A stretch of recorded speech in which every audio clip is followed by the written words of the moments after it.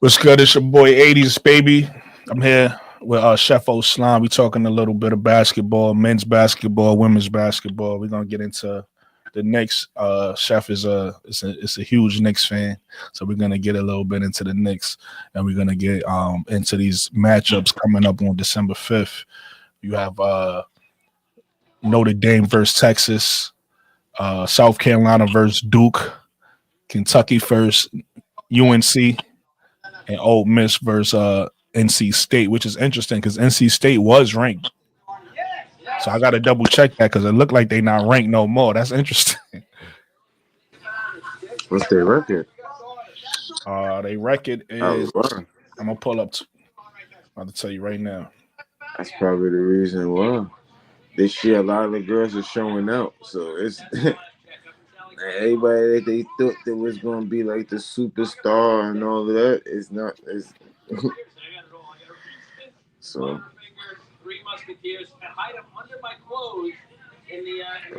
lot of these girls are showing out this year. So they ain't. Let's see. In fact, let me put it on a screen so people can see what I'm doing.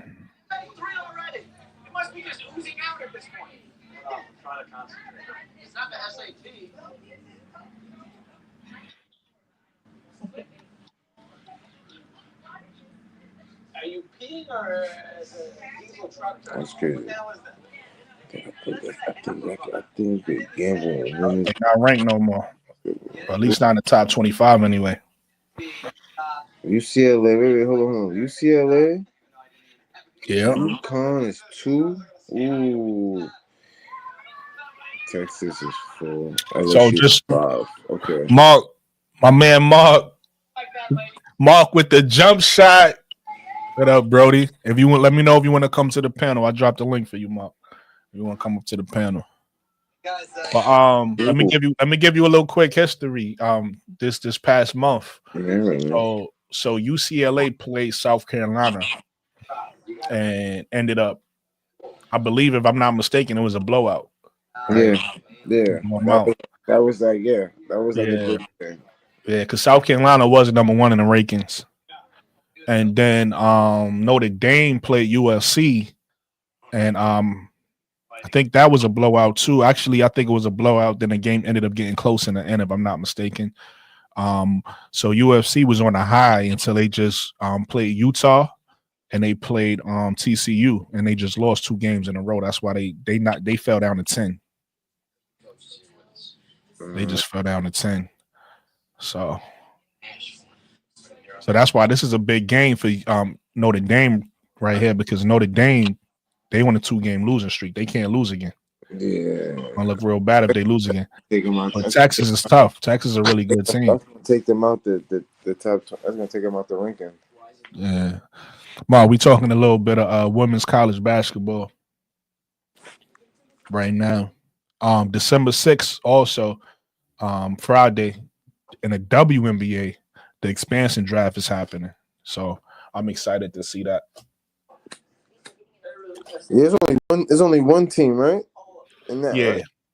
Yeah, the Valkyrie, Golden State Valkyrie. Right here in New York City, police are giving an update on the investigation into the shooting death of United Healthcare CEO Brian Thompson. That's great. Actually, you're going to be here for about 20 minutes. Wait, what?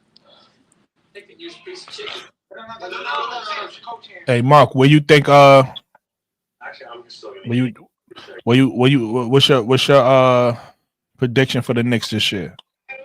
How far you think the Knicks go, Mark?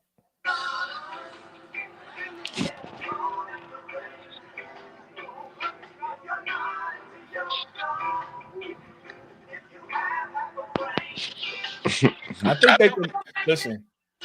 I think this, Knicks always have a special year every once in a while. I think this could be a special year. What year was this? 24. The last time the Knicks had a special year, I feel like it was 13. Outside of the Julius making it, making them the 4th seed. But I feel like that year where you had Jason Kidd and all of Rasheed Wallace and all those guys. So I think this could be a special year. I feel like the Knicks could make the finals if everything goes right. Everything go right for them. So what seed? So what seed do they think they gotta be? So if Yeah, they I think all year. I mean, I don't. What seed they are right now? I ain't been paying attention.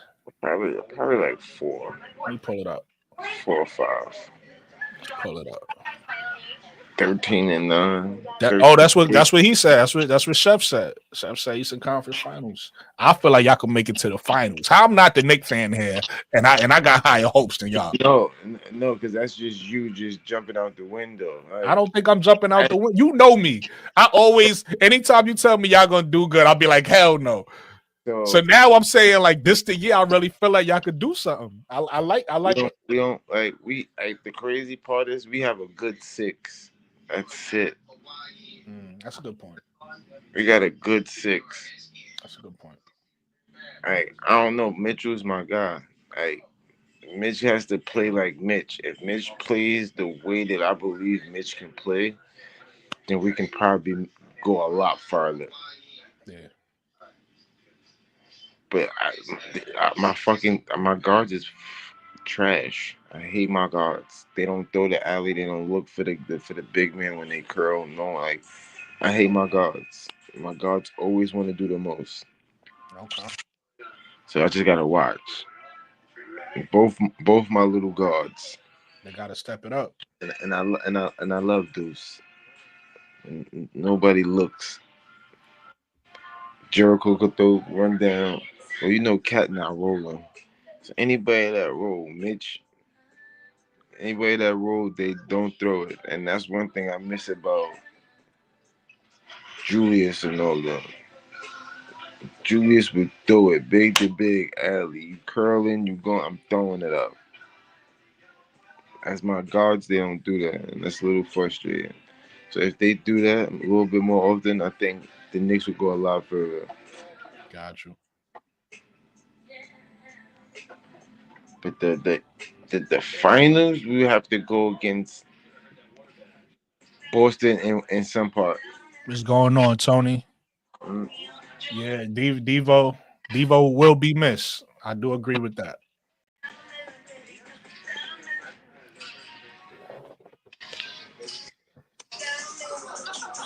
Yeah, we gotta go through Boston, right? And that's the fun part. Orlando lost Paulo this year, right? Is he done for the year?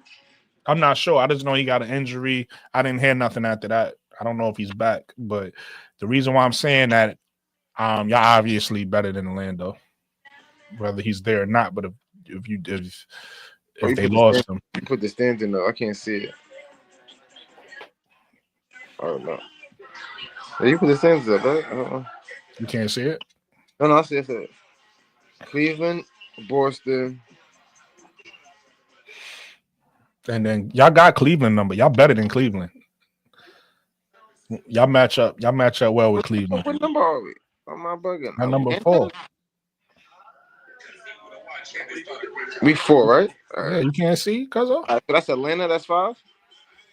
That's better. Charlotte. Charlotte. That's what I was looking at. Who the fuck is that? That's the Bucks. Appreciate you, Tony.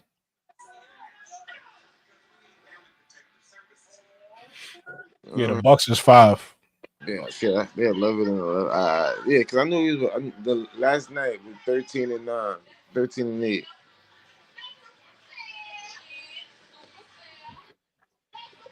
See, this is about to be fun. Because if we win the in-season tournament, that puts the light on the Knicks. And do you think that Towns is okay with that? Do you think that he can? I think the fact, because you got to realize what Towns went. This is my opinion, and I could be wrong, but I think what Towns went through his whole career prepared him for this. Yo, he's still known as Jordan Wood's boyfriend. That's what everybody say. He's Jordan Wood. That's what they say. He's Jordan Wood's boyfriend. They don't say Carl Anthony Towns. That's what his name is. Jordan Wood's boyfriend. Now, once they start putting him in the spotlight, you think he can handle that? Like I said, if this was early in his career, no. But I think what he been through his whole career, I think he's prepared now. And he don't even. Not only is he prepared now, he don't even have to be the leader for the team because that's Jalen Brunson's job. He's a second guy, right? He's a second. I love the Knicks, and I think that's where they messed up at. But go ahead. You will not give Jalen Brunson his credit. Listen, we agree here. Jalen Brunson is no what's his name? You know what I'm talking about. Shea. Shea. Jalen Brunson is no Shea. We know that. Shea is Shea. But you got to give Jalen Brunson his credit.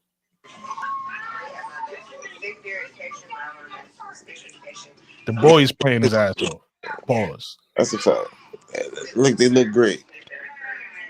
And I think they built the team around him right. Like I said, I don't, I would have liked to see a season with him and Julius with one more year to see if it worked. But at the end of the day, with the type of player he is, the right pieces. You had the right pieces, and you got rid of it.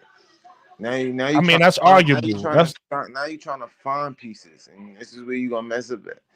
Well, I agree and disagree because I think the only piece y'all really missing at this point is another big, because of Mitch's health.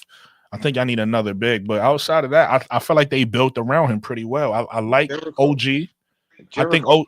I think exact, but they got to play him. Is he getting minutes? Jericho. Yes, he's playing. This is when I tell you about the guards don't look. The guards like Jericho and Mitchell are two big men that actually jump. Facts. So you can throw it anywhere up there, and Jericho and Mitch is gonna get you. They do not. Facts. So all they doing is running up and down the court. So you running up and down the court is not showing you nothing, and you're not getting nothing out of it. Rebounds and outlets. So we got big men, because what you call it? He don't want to play he don't like to play the five. If you want to come up, big men. If you want to come up to the panel, Mark, click that link. It's gonna allow you to jump up on the panel. I'm on the phone. I'll put the dollar on there. Nah, but facts. I agree. And I was saying that I said that in the Twitter spaces when right after and I think it was preseason. Right as soon as y'all got the trade, I asked a couple Knicks fans and they agreed with me. I said, listen, I think you guys are gonna have to start playing Jericho. And because I didn't think Cat was gonna be able to play the way he playing. So I'm gonna give Cat credit for even playing big. Yeah, he's playing a lot more defense. Yeah, he's playing big. So I wasn't worried about the offense. I knew he was gonna bring the offense, but I didn't think he was gonna. I thought he was gonna be in foul trouble, stuff like that. I thought he was gonna, I thought all that stuff was gonna happen. But shout out to him for playing big. But I was saying that they either gonna have to play Jericho or trade for another big if Jericho, isn't, if he doesn't pan out. But all right, I think they should play. I agree with you. What type of big men can you envision as a Knick? It's a couple in my mind, and when I say in my mind, it's I mean these types of players, not this player, because I don't know if y'all have the assets to get these players. But one is Robert Williams III. I think it'll be a good backup big behind Mitch for you guys.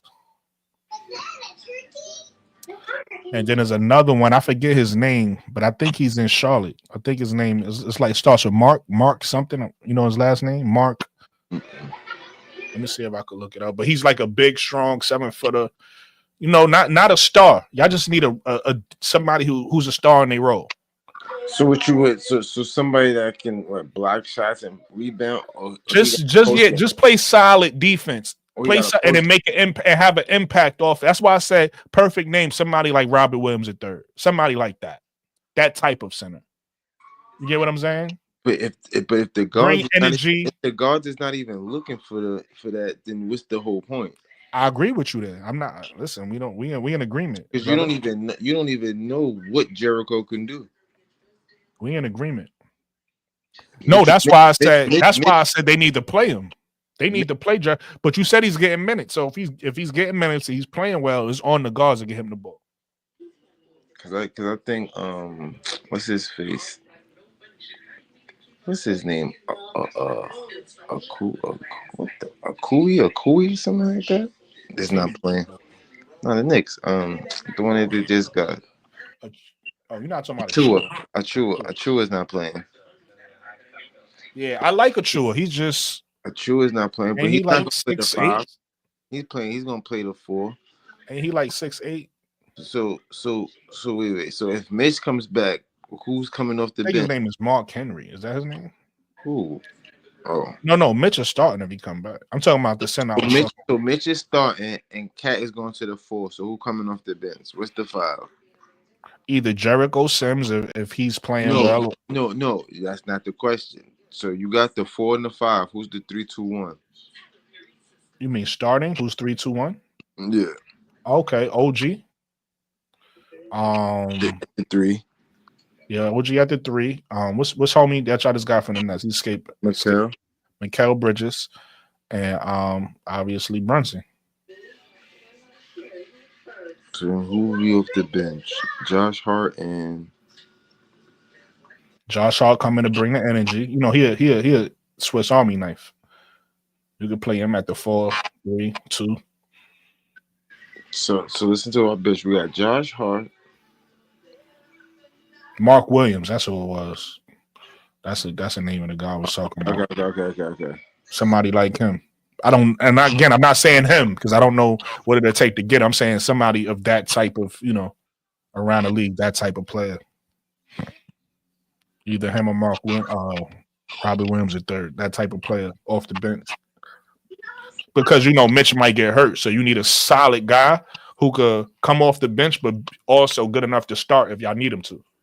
That's why I'm saying those type of guys. I feel like those guys is good enough to start if y'all need them to, but could play behind Mitch.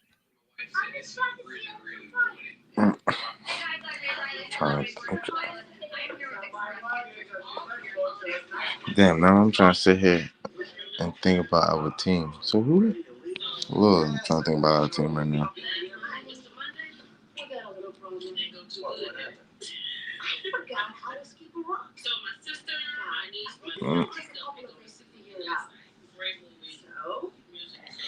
Yeah, we about to see. We see. I don't know how far they'll get, but this is gonna be a doozy. Once we win the in-season tournament,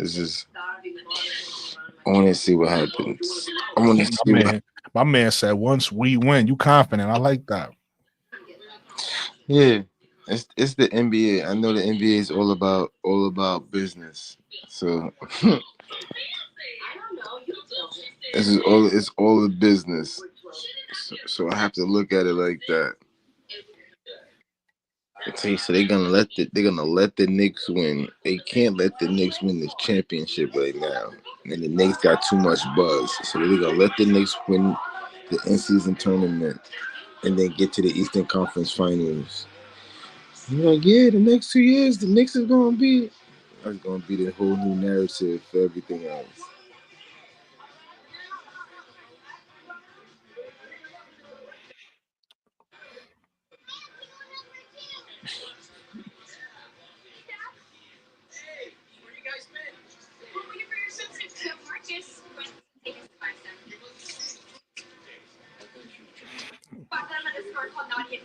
You got Hannah Hidalgo averaging 22 points, Sonia Citron averaging 17, and Maddie Westbeld. Oh no, this can't be this year. This last year. Because Maddie didn't play yet. There we go. So Hannah averaging 23. You got Olivia averaging 16. Thatu King, she averaging 13. So Notre Dame has a good team then. Yeah, now they got a solid squad. They, in fact, 2 of their starters is hurt, I believe. Yeah. So 2 of their starters is hurt. So they're gonna be even better by the tournament. But they gotta sustain it. The 3 losses is gonna hurt them. Yeah.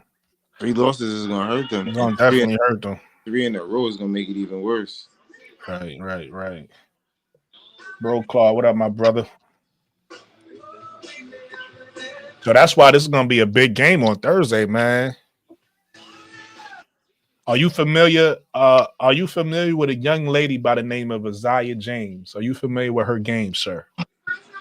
No, never heard of her. Yo, when I tell you she got my favorite game, bro. I'm not saying she's the best player. Not saying that. I'm saying she got the best. I ain't gonna say that. I'm gonna say she got my favorite bag. How tall is she? 5'8". 5'8", 5'9". Hold on, I'm about to show you. I'm about to show you right now. So she play like Tracy. She got her footwork and all of that. Is Tracy? She plays like who gets hit a shot? Yeah, she played like She played like Gilbert. She played like Gilbert without the deep shot. Without the deep shot, she played like Gilbert. I'm about to show you right now. I don't even take my word for it. What do you mean? You not plugged in? We plugged in. Don't tell me about no low batteries. We plugged in.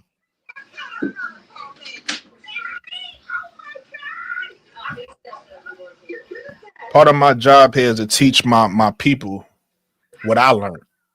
You know what I mean? I got to teach y'all what I learned so that y'all could. Nah, it's a chicken Stanford. It's a chicken Stanford. I think that's kind of nice. She keep popping up on my For You page.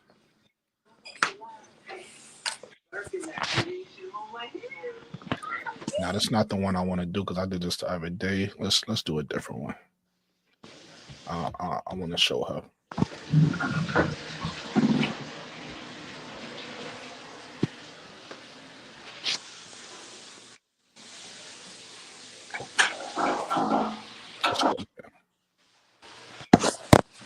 Let's go here.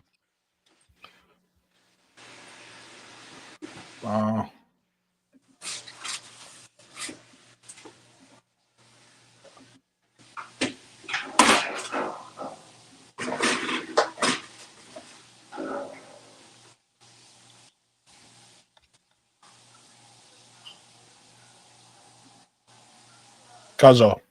Yeah. Let me know when you're ready. I got it. I got it ready. I got it queued up for you. Okay, you ready?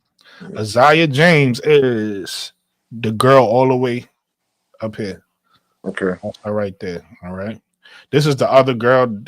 This one and this one is the two best players on the team. Oh, this NC State. So this is Sanaya Rivers. She's eligible to go to the WNBA in 2025 draft, and so is she. Okay. Isaiah James. Both of them going to the draft. But this video is about Isaiah. Just watch how she gets to her shot, bro. She left-handed? I'm not sure. I didn't. If she is, I didn't realize it. But number 10, watch how she gets to her shot. Not all that. All this is just extra. I'm talking about her jump shot. Watch how she gets to the jump shot. Like she's so smooth with it. Leaking.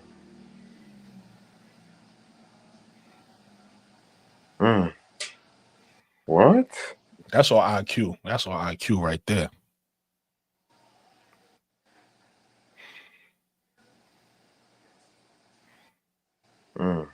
Quick release. Yeah. Lefty.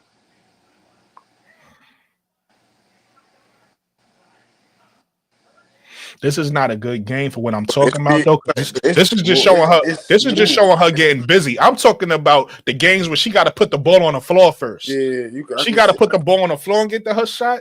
She is smooth with it. So this game, like right here, look, look at the source. Yeah. Well, that was regular. That was just a regular step back, but when that's how excited I get when she started dribbling because she got. You know what I mean, this her senior year. Yeah, it's look at her. It's a breakout.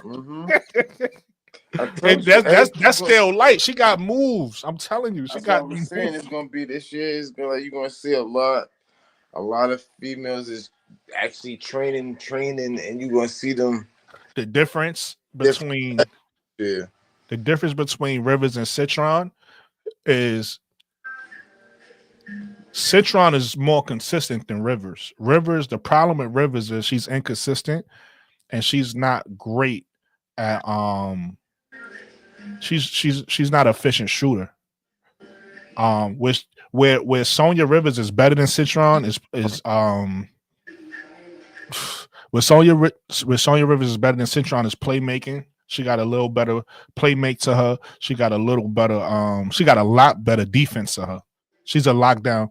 Sonya Rivers is a lockdown defender, right? She one of the best defenders in college. I'm gonna try to find another one where she literally dribbling. That's what I want you to see. This was great. This was a great. What's they ranking this year? That's who I was just talking about. They was just ranked. I think they was ranked 20 or something like that, if I'm not mistaken. And they unranked. They unranked right now. So what's I'll tell me in 1 second. Hold on. You could tell me a two loss team is ranked. Yeah, it surprised me because I just saw it today. They was just ranked a couple of days ago. They was just ranked.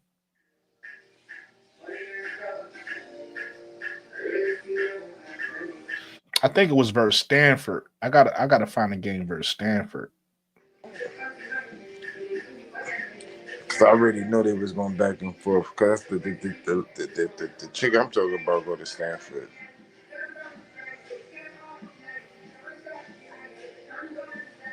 This might be it. Or this might be the one we just watched. I'm not sure. This is the one we just watched. I think she's gonna kick it to. Yeah, we just watched that one.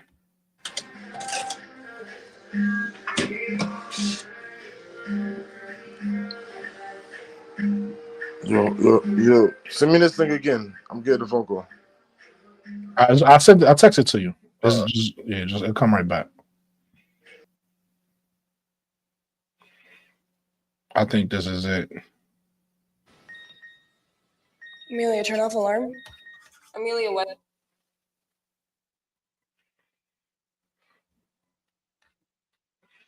Hey, Sad, what they doing, my brother?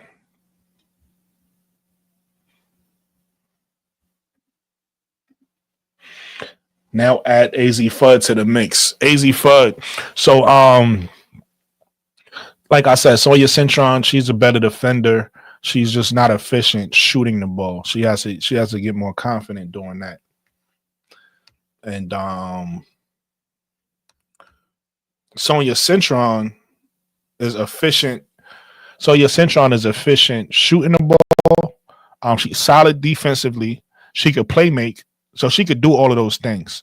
But she's better than Azaya when it comes to shooting and getting to a shot, finishing at the rim, finishing, catching shoots. Sonya Citron is better than Sanaya there. AZ Fudd is similar to Sonya Citron. Playmaking wise, I don't think she's as good as the other two as far as playmaking for other people. But she's not that far off. Shooting wise, scoring wise, her and Sonya is kind of in the same ballpark, the same realm as far as getting to their shot, getting to the rim, finishing at the basket, making a three. AZ Fudd and Sonya are both similar in that aspect. Sonya is a little bit better defensively than AZ Fudd is, but the one thing I want to give AZ credit for is I think she's taking defense serious. So, but this is my favorite person, Azaya James. Azaya James is my favorite guard to watch. And if we need a Kennedy replacement, I think Azaya James could be that.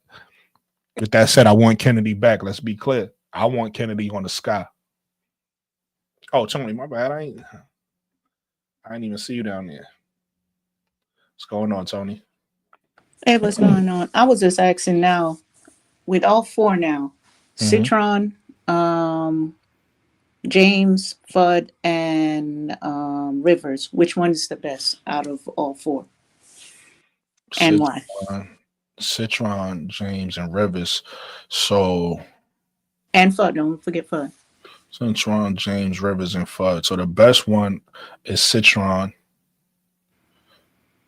The second best, Citron, You said Sonya Citron, AZ Fudd, Sanaya James, and who? And Citron, Rivers, Fudd, and James. Out of the four, who's better? Wait, say that one more time. Out of the Citron. four, No. Citron, Yeah. Rivers, AZ Fudd, and Isaiah James. Which one is better? Oh, Isaiah Why? James. And That's where- wait. And why they're Okay. better? Okay. I need you to rank them from 1 to 4. Who's best? What are their weaknesses? What are their Yeah, no, I understand what you're saying. I'm gonna give you mine because, in my opinion, Mhm. I think Isaiah James is the best one, right? Okay. But she's not ranked higher than them. So the highest ranked player would be Sonya Citron out of them. But from what I see, Isaiah James is underrated. She's underrated. She should be higher. And it might be because her size, because she's 5'8", 5. Look, that's what I'm talking about right there. You see how she just got I'm sorry. Look, Yeah, I'm watching it. Look at that. I'm watching it. Look at that. That's footwork. I love this girl. DZ. That's my brother, y'all. My brother's in the chat. What's going on? Which team has she played that's Yes, of sir. significance? DZ, if you want to come up on the panel, all you gotta do is click that link. So you talking about Isaiah James, who she played a significance? Yeah. They showing you right now. They was in a tournament. This is what she did in a tournament. She eliminated Cam Brink. She sent her home. Oh, she's been from Cameron Brink to I'm? Yeah, Cameron Brink right there on the floor. She sent her home. Her and Kiki. F. You know. So where you know, is she now? So look, Cam Brink was the number 2 I thought she pick. was one in the. Hey, Donna Cox. Listen, Cam Brink was the number 2 pick, right? Mm-hmm. And they saying Kiki might be the number 2 pick this year, right? Sent them home. That's in this game right here. You looking at this is her sending them home. look at that. So where is she now? She's a senior. She's gonna be in the draft. Oh, she stepped back another year. Yeah, no, she was a junior last year. She was a junior and playing like that. Yes, that's what I'm trying to tell you. That's why I said she's underrated, because I said she's not rated as high as the other ones. But look at this. Is it because of the team that she's on? Probably. It could be, it could be. And then also breakout because her first 2 years she didn't play like this. So this is her break.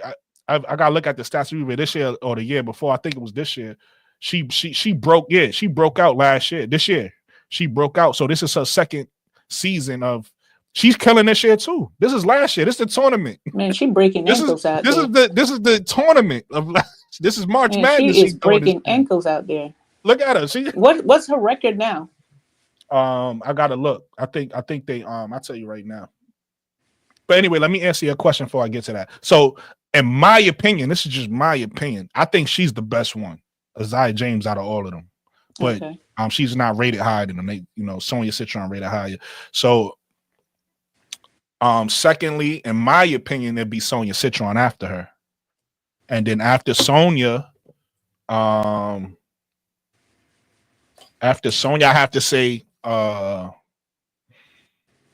gonna say AZ Fudd, even though she's coming back off injury. And I'm gonna say the worst one is Sanaya Rivers. Now that's just because of how she's playing. Now, if Sanaya Rivers was playing up to her potential and how she should be playing, then I would probably have Sanaya Rivers as number 1 over all of them. And the reason why is because I value defense. Don't none of them talk about James. Don't none of them play defense like Sanaya Rivers. Sanaya Rivers. So put it to you like this: if Sanaya Rivers, you see how smooth Isaiah James' game is. If Sanaya Rivers was playing like that with her defense, she's clearly better than she's the best prospect. She's the prospect that I wanted the Sky to get if she was playing like I think she could play like up to her potential. Do you think she's coachable? Yes, of course. Okay. But the problem is she's just not.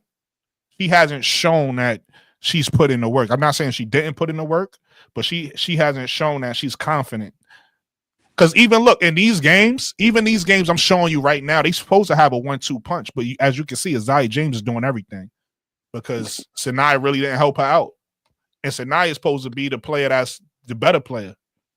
Wow. Isaiah James just took over and did it by herself. You get what I'm saying? I wonder if she could be somebody that we could steal and then be able to coach her. She probably will because I think Isaiah James is going to fall to the second round. So we could get Isaiah at 10. The problem is I don't think we need Isaiah. That's why I don't bring her name up. I would have been brought her name up because you got to realize you got to add size to all of this, right? So Isaiah is going to play the 2 if she comes to us, right? Put it to you like this. That's why I said if we lose Kennedy, I think Isaiah could be a good backup because she don't play similar to Kennedy because they got different games, but they are both scorers. As you can see, you seen her taking over a game the same way we know Kennedy could take over a game. So we lose Kennedy and we get somebody like Isaiah, we take a step back because Kennedy is a pro, right? It's going to take Isaiah some time to get used to the pro game, but she has all of the skills to be a scorer for us. You get what I'm saying? So if maybe we could use her off the bench, but I think we need kind of like what Jeff want. We need more 6 feet players to play that 3 role. We don't really need any more 5'8", 5'9" players. We don't really need that. So that's why I'm not bringing her name up for the sky. But she's my favorite guard, and if we needed her, I'll be screaming her name. I'll be like, get her at 10. Put it to you like this: I wouldn't mind. I know I'm gonna get heat for this, but I wouldn't mind her over Tahina Pow though. Like I don't get put it to you like this. I don't put it to you like Bro come up on here. put it to you like this. I don't mind Tahina Pow, but I'm saying if we don't get her, if Isaiah James is our pick, I'm cool with that. Only because of what she showed me. Like she's a bucket, she's a bucket. But our main concern is in a bucket right now. We got buckets. Our main concern is point guard. Our second concern is perimeter defense, I feel, and then shooting, 3-point shooting. So I think those are our 3 concerns that we need to address. And that's why I didn't really bring up Isaiah, because she only really fills one of those roles. And I think we have people that kind of plays those positions already. What we don't have, and that's why I want Sanaya Rivers, because Sanaya Rivers is 6'1", but she's just not playing up to her potential. So I can't want it for you. Sanaya Rivers got to want it for herself. And if she's not out there playing, if she's ready to come into the league, I mean, I don't know her for having a big NIL deal like that. So it would be best for her to start playing like she wants to come to the league. Exactly. I mean, I think she's gonna get picked. She just probably gonna be, she's hurting her draft stock. She probably gonna get picked somewhere in the second round. Yeah, but if you can get yourself up to the first round, then why not come to the first? Do what you. No, I agree with you. And she has first round skills. So, which on another land, because I look at the business part of it. That's also marketing and helping you getting some more sponsors for you. Yeah, potential shoe deal and so forth. Absolutely. And if you look at it, she has a WNBA body already. That's what makes her look like, oh yeah, she's a perfect WNBA player, because she has the body. She's just not playing up to her potential. But like I always say, it's early in the season, so I'm not writing her off yet. But she gotta play better. Where's NC State? You want to know the standing? I think I was looking at between that Notre Dame versus Texas thing. Yeah. And I didn't realize Texas got great defensive strategies on their side, and they're like 60% field goal percentage. So they look like they 4-3. Yeah, they consistent. 3. And the one thing about that, they're consistent. Who you talking about? Who's Texas? Consistent? Oh, okay, yeah. And they when I looked up the numbers, I'm gonna show you right here.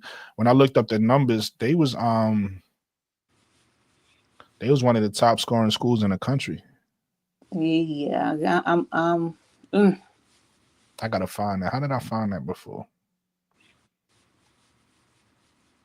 Yeah, they score. They like top 4 or something like that in scoring in the country. Yeah, they're gonna have to do Notre Dame going to really have to step up on their defense, you know, Mm-hmm. and that's going to be crucial for them because from the past 2 games we've seen that there's none. All right here. Because it seems like everybody playing individual ball instead of team ball. See, Texas top 4 in the country. Yeah, they're bad. I didn't realize how bad they were. And Notre Dame coming off of Two game loss. losing streak, so they got to get it together. And I like players on. Listen, Madison Booker don't get talked about a lot. She's a part of that Hannah Hidalgo class. Yep. Malaysia Fawali class, Juju Watkins class. She's a part of that, and she gets busy at 6'2". So she might be a future Sky player. I'm watching her. Probably not, because during that draft, I think we're gonna be too good to get her. Oh, she's definitely going top 5. Dang. Yeah, she's going in 2027. She coming out in 2027. What are our thing for 2027? When? Just what? Who do we potentially be able to get for 2027? I don't know. It depends on how good we are. So it's I foresee us being out of the lottery or out of those teams, right? So well, if we get into the playoffs, we probably that's what I'm saying. I think we're gonna be good this year. So even next year, I think we're gonna be picking somewhere 7, 8, 9-ish, something like that, and then probably same thing in 2027. So I don't think we're gonna get a top 5 pick. We're gonna be in the lower end of the draft. You know, kind of like where our second first round pick is now. We're gonna be picking somewhere around there. I feel if we as good as we think we is, I got a good feeling about the Sky. Like knowing what Angel could do, knowing what Camilla could do, and then if we get the pieces we need, and if we bring back Camilla, Kennedy Carter, like we supposed to, so we bring back the players we supposed to bring back, and then we add the players we need to that. We're a really good team. Yeah, you're right about that. It's just, you know. So hopefully this is my thing right now is I'm hearing from all the other teams. They got assistant coaches, they got the GMs, you know, but we're not hearing anything coming from the Sky, especially what comes with the assistant coaches coming in.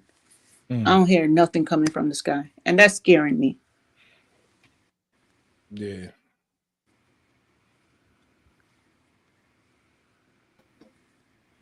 Because I think which team just got somebody from Belgium. You talking about the new coach from France? Connecticut Sun. Connecticut Sun just hired the Sun just got somebody you just reminded me about that. From overseas, which is smart. Yeah, the big guy. Mm-hmm. You're right. He did coach Belgium. Why did he say maybe he's from France? Because he said out his mouth from France. But I think he was coaching Belgium. He coached Belgium. He had coached Belgium. Right.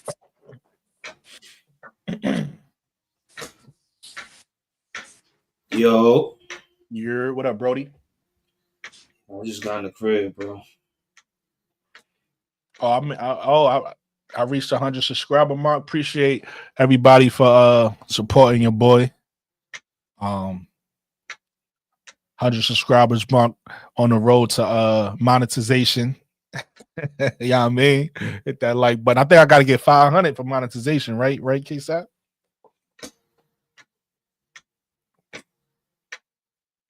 How was your day, Kev?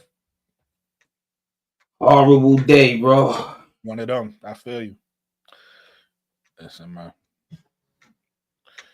I feel you. It's brick out here too, Tony.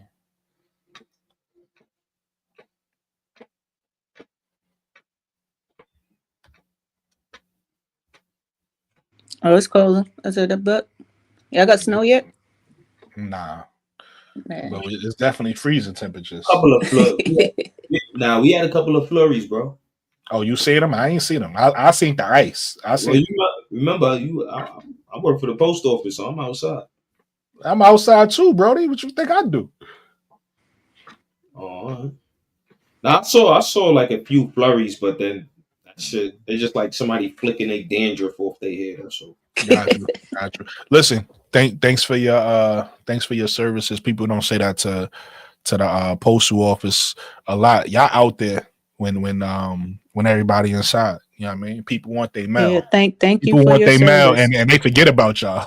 And they I truly always think mean y'all. snow, Y'all be sleet, out there and with me. We storm. be out there together. So No, I'm not gonna lie, bro, but my whole route is consist of buildings. So I'll be inside half the time. listen, man, you gotta do what you gotta do when you I work. just gotta walk. I just gotta walk to the route. That's about it. But I don't even be freezing and all that shit. My jacket be open. When it's hot outside, I'm cool. I'll be in the AC, but it's just getting there. It'd be brutal. So it's this girl named KK Dean, Tony. I wasn't familiar with her game until I Who? seen her. KK Dean. She's 5'8". She's a 5'8" guard, good size. I wasn't familiar with her game until I seen her play against UConn, and they lost in the first half. UConn was blowing them out, and then the second half, KK Dean came alive. I was watching that game to see AZ Fudd, to see how she was looking, and AZ Fudd was looking good that game.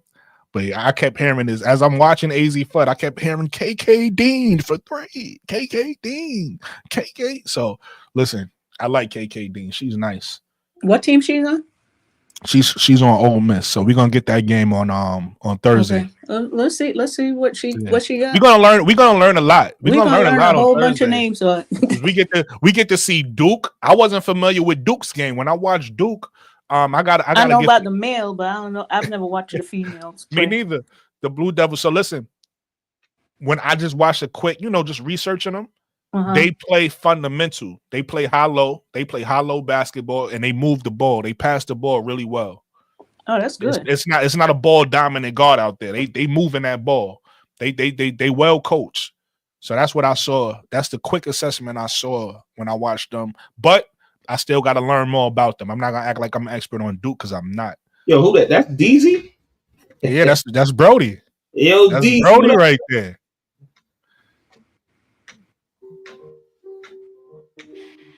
That's Brody from the trenches. 973.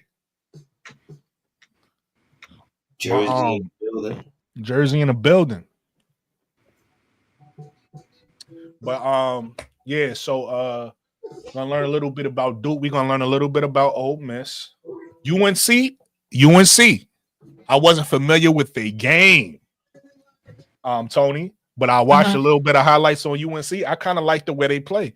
Now I'm rooting against them, not rooting against them. I think I don't got no dog in a race, but I think Kentucky gonna win that game. But if UNC want to win the game, they got to play their play style, and their play style is they shoot a lot of threes.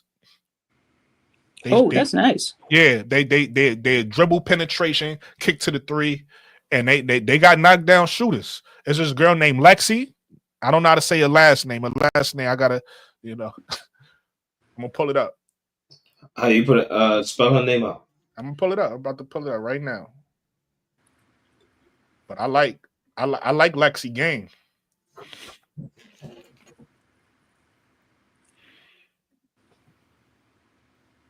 Yeah, I was gonna ask you how you do this joint right here. How you got that split shit? Oh yeah, I could show you. No. After, no. I mean, it's easy. I can show you right now. It's not that crazy. Where is UNC? Right there. UNC stats. This girl right here. This girl right here. Oh, I didn't even know she was 6 feet. That makes me like her more. Oh, you talking about Donarski? Yes.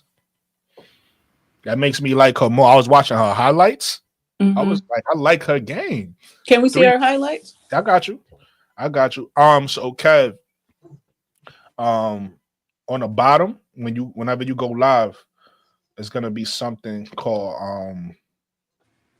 hold on, let me put the arrow over there so I could put my finger on it. There you go. I gotta stop screen. There's gonna be something called presents on the bottom. You click presents and then you go to share screen. And when you go to share screen, you can click any tab you got open. You gotta have two. Okay. You got two screens. You got like a computer and another screen. because it's easier that way. I do got a second computer, but I don't use it. You need a second screen. You don't need it, but it makes it a lot easier if you have a second screen. If you don't have a second screen, you could do it from your phone. But a second screen just makes it a lot easier. Or if you got a TV, do it. Use it too. Yeah, with you your got computer. another monitor. Yeah. All right. So So I need a second screen. That's what you're basically saying. I would get a second screen. They recommend it. I'm not just saying that myself. They recommend you get a second screen. But you can do I'm saying you can do it without it. You can do it without it. It's just harder. All right. But they recommend you getting a second screen to do it. Which tab I want to use? Let's use this one. We'll use this one. And then I'll come here.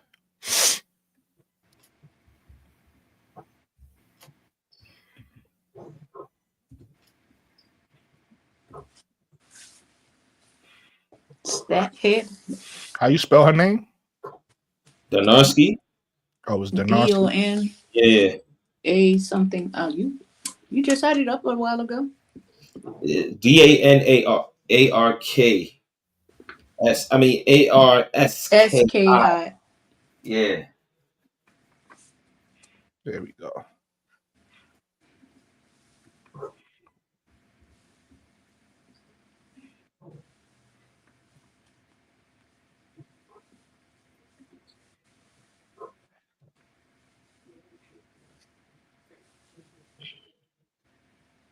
So that's their point guard, right in transition, catch and shoot.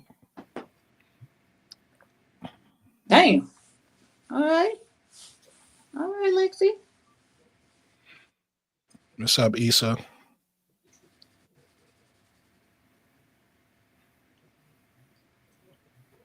Listen, man, I'm trying, man. I'm trying to be as professional as I can be. And it's not just, this is just her highlights. The whole team could shoot. Like, they a 3-point shooting team. What I don't like about their team, they best player right there, number one. Right there, in the paint. She could shoot the 3 too, but she's more of a paint scorer, and she's only 6'1".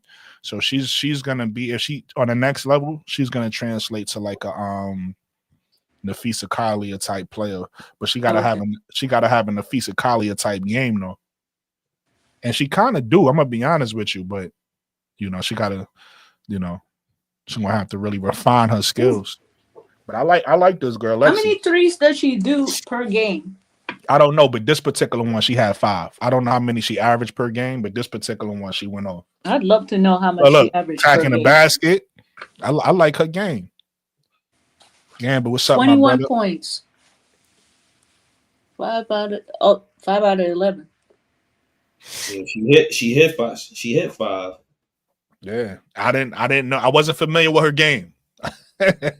Now I was like, oh, okay. She might be a freshman too. I don't know. I got to take a look. So if she's a freshman, I'm not saying she is. I got to take a look. But if she a freshman playing like this, you say she the next Caitlin? Nah. I don't do that. Caitlin is Caitlin. We're gonna let Lexi be Lexi. Let's let Lexi be Lexi. Let me go to some UNC highlights so you can see the rest. I just messing with you, man. I know. They all get busy.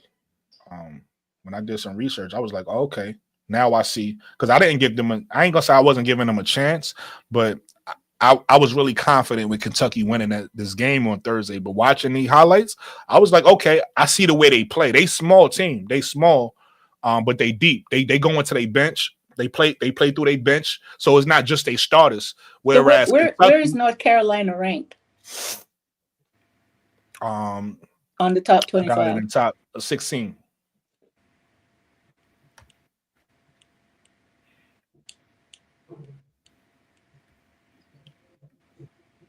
I'm a Duke fan, man. I hate everything UNC. We could look at Duke next. See, we could see how they play. Like I said, when I watched them, they was fundamental.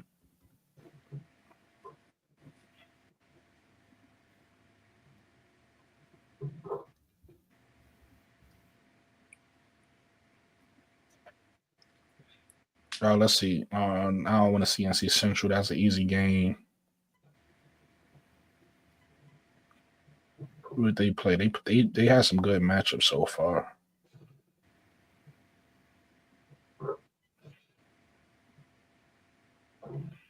I think I watched this game. This was for the championship. They had like a little tournament. Mhm. They won a tournament. Gamble, how was your day, Gamble?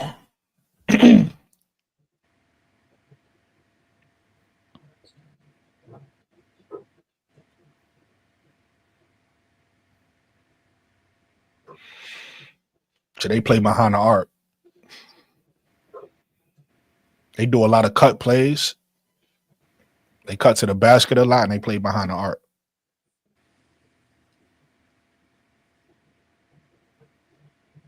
Call it kind of similar to a Princeton offense if you push the bigs out. A lot of cutting to the basket. Yeah.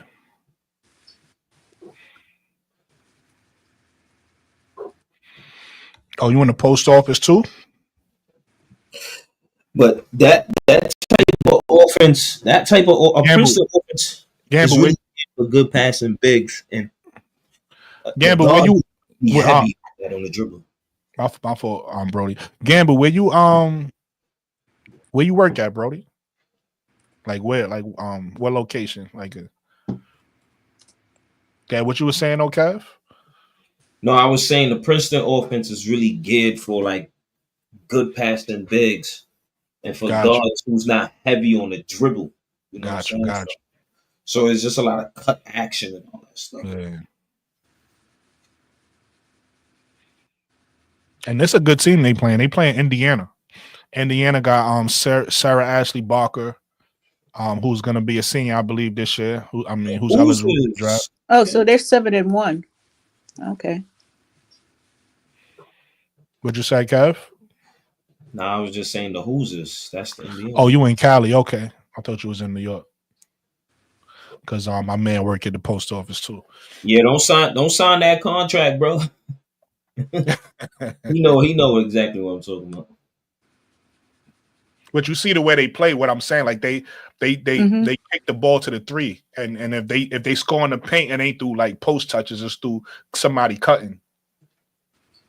Yeah, that sounds like somebody cutting or somebody driving. That's how they score in the paint. That sounds more like a Princeton offense. Yeah. Oh, they lost. Guess who they lost to? Cool. South Carolina. So I like they play style. I ain't gonna lie. I wasn't familiar with their game. So I actually like they play style. But so it's gonna be interesting. They've won every game since then. Because look, Tony, they have a contrast in style to Kentucky. Kentucky, so like they're a small team that moves the ball and shoot a lot of threes. Kentucky is a big team that try to get into the paint a lot. They try to score in the paint a lot. And Kentucky is not deep though. Kentucky bench is really not that good. Or they don't. I ain't gonna say they're not that good, but they don't get a lot from their bench. Whereas UNC relies on their bench, they get a lot from their bench. So it's definitely gonna be a style clash. Let's go to Duke. They play Duke in January.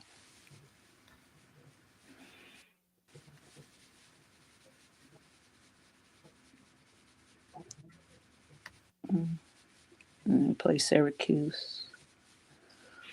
Okay. They don't really have much major teams that they play against besides South Carolina. Let's see. What's a good game for Duke? Ohio State is good. Let's see what they did against Ohio State.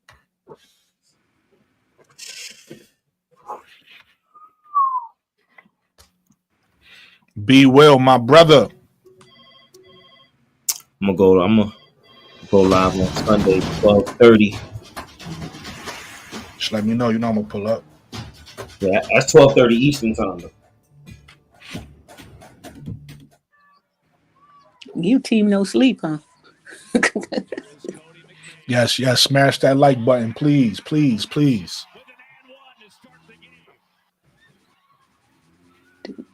Who, me? Team No Sleep? I No, tried my best. your friend, your other friend that just came in. Uh,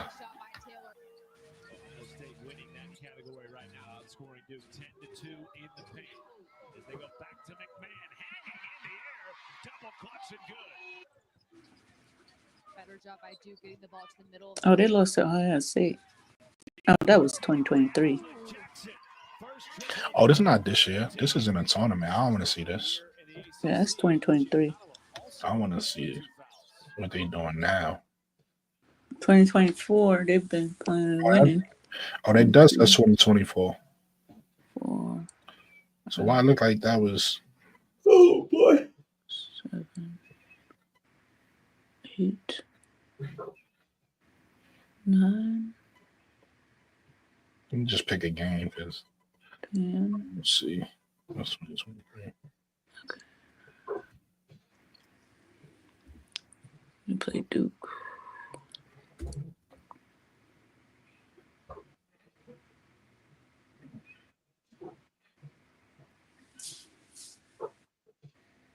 I don't really want to see a game where they're gonna blow people out. I want to see a competitive game. Let me see. Look at the one for them and Duke, because Duke beat them by 8 points. Oh, we talking about Duke. So I mean, oh, you doing Duke now? I thought you were still doing North Carolina. Mm-mm. Oh.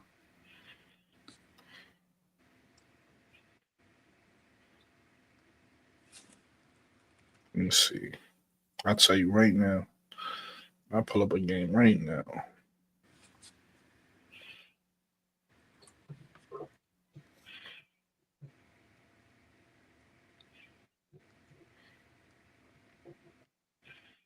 Duke is 8-1. The good team.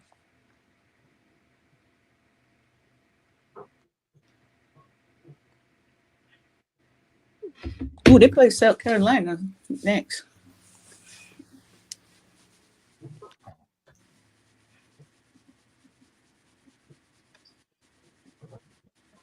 South Carolina.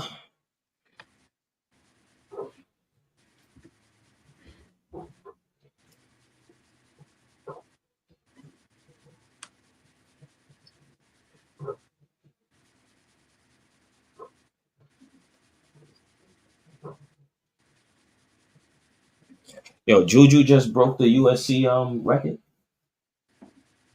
He broke it yesterday or something like that. I know I'm seeing it on my phone.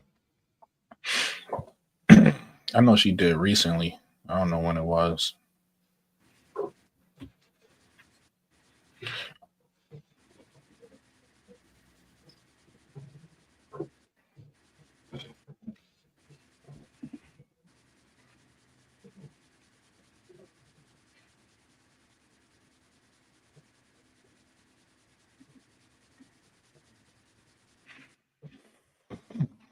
My boy K-Sap selling some twerking for Angel shirts. If y'all want to get a shirt, holla at my boy Simply Ball Dropping.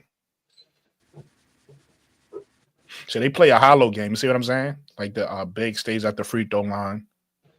One big is low.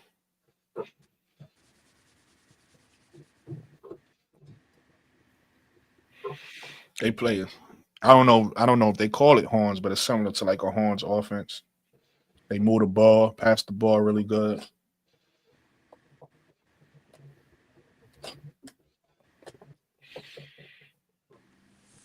They play real fundamental. They a well coached team.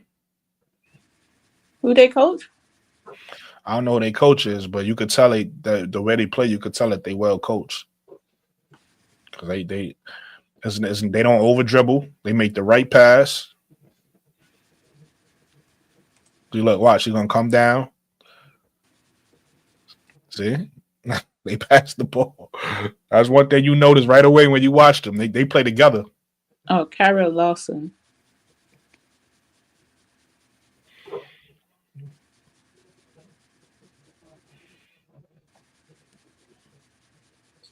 Oh, they lead in defense and blocks. They playing South Carolina, so it's gonna be two well coached teams. We see that.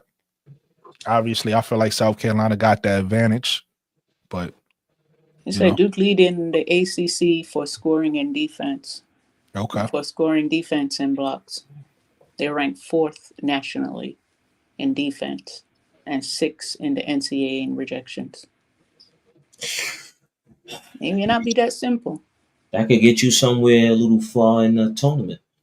They might be a sleeper team. You know, you always got those sleeper teams. So this might be a team nobody talking about, but the Cinderellas.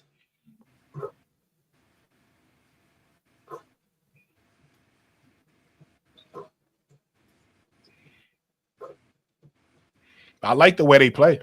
My only issue with the way they play is basketball. I said this 2 days ago. Football, you can have great team wins if everybody play hard and everybody play together. In basketball, you need a star to step up.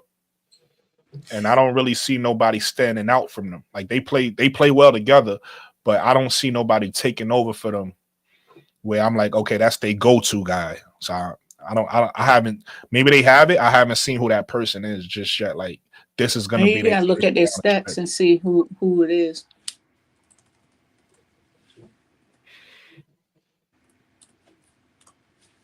But again, I love the way they pass the ball. They play, they play together. I like that. Case that be funny as hell. Oh God. Reagan Richardson. Oh, okay. For points, for rebounds is Jaden Donovan. Assists is Tina Marie. And I can't pronounce this other girl's name. For steals. See, look, how low somebody always at their free throw line. Mm-hmm. And the blocking queen is for them is Toby Farner. It's kind of like a 3-out too. It looked like all 5 of their players could score though, so maybe that's why they, that's good. It looked like they don't have like a weakness as far as who you leave open. They play team ball. It looked like a 3-out 2-in offense though. Yeah, that's exactly what it is. 3-out 2-in, but they play high low, whereas one big is always at the free throw line. That's one big is always at the post. Yeah, that's a great offense to break the zone. That's what Kobe. That's what they did in LA when Kobe and Powell would play together. They would do that high low a lot. Yeah, because you just overload one side of the court. It's a fundamental. It depends on it depends on how you like to play. So that's a fundamental way to play. Everybody don't like to play fundamental. People just want to stretch the floor and cut. But if you fundamental, then you learn like little tricks in the game like that to make the game easy.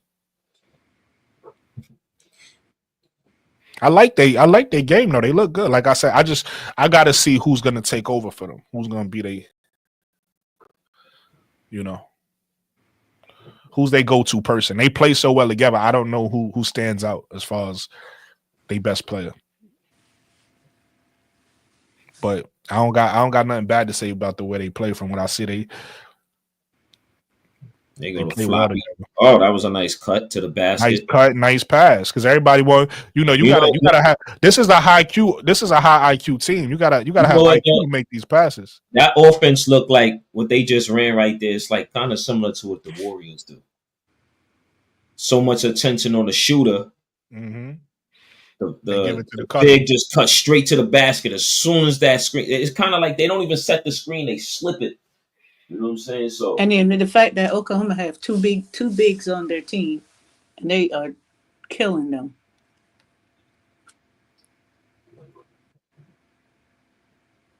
Yeah, if you got good shooters. Oh, what happened? They got two bigs on their team. Where you into? I don't know, but if you got the host gone. Yeah, that's crazy. But if you got good shooters, they can.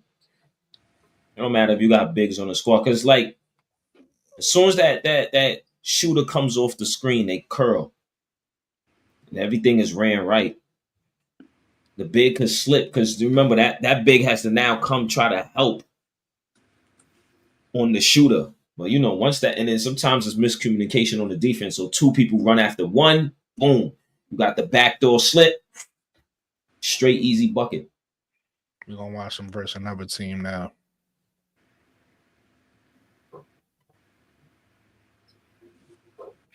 There's this girl named Nicola Lee. She's a center for Kansas State. She will be in the draft as well. She is nice. About to watch her right now. Yo, we're gonna watch Duke, but How these girls are not being placed higher up if they're playing this great? Is it because of the team they're on or what? Well, Cola Lee, I think, is gonna go higher than people suspect. She's 6'6". She's 6'6", and you're about to see her game. But I don't know, man. I'm new to the WNBA. I don't have all the answers. But Cola Lee should be. She should be. Yo, show my girl Odie Crook, man, soon. You watch if she got a game that's worth seeing.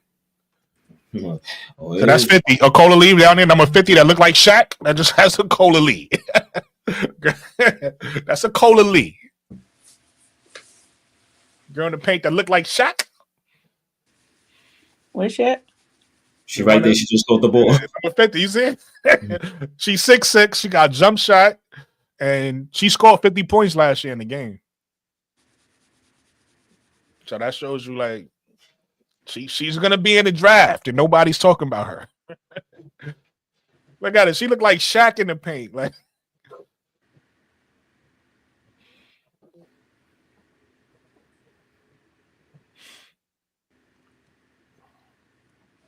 let's see what Duke do though. Okay, it was tough.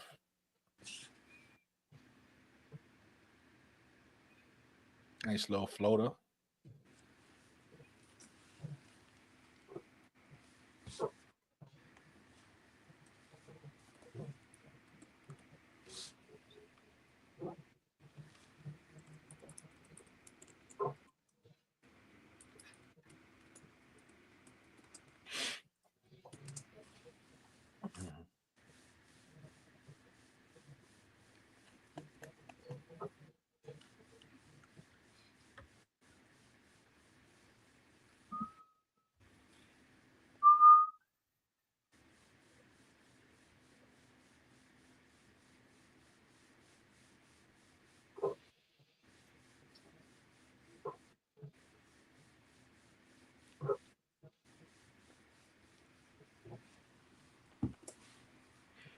I see the skull.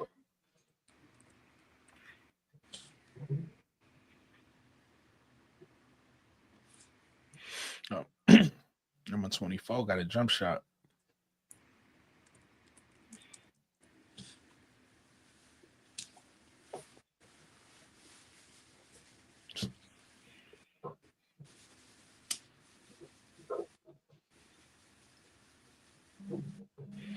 Okay, number 3 got a jump shot too.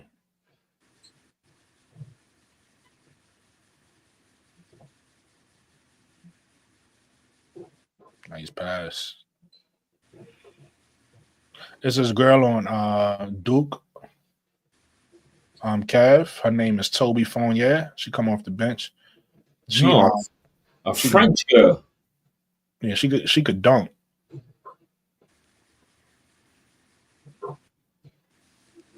Sure, it's not Eric Fournier's sister. Look it up. I don't know. It could be. Yeah, that's the one I was telling you that blocks a lot. She's like their main blocker. Yeah. She's a forward. She's real athletic.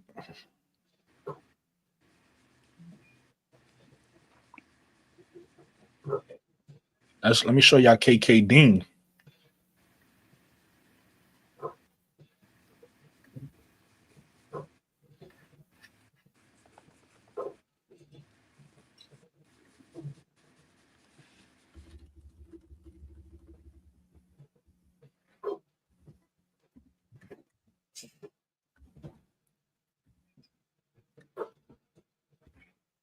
Now they lose this game, but like I said, in the second half, KK Dean went crazy.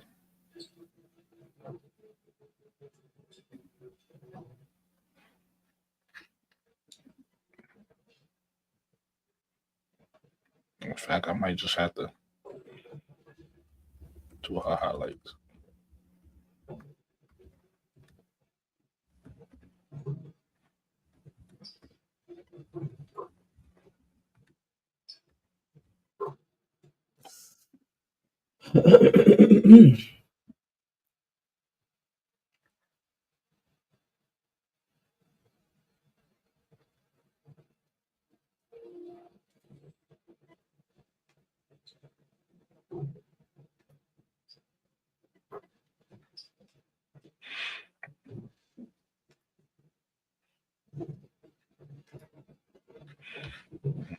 $2022.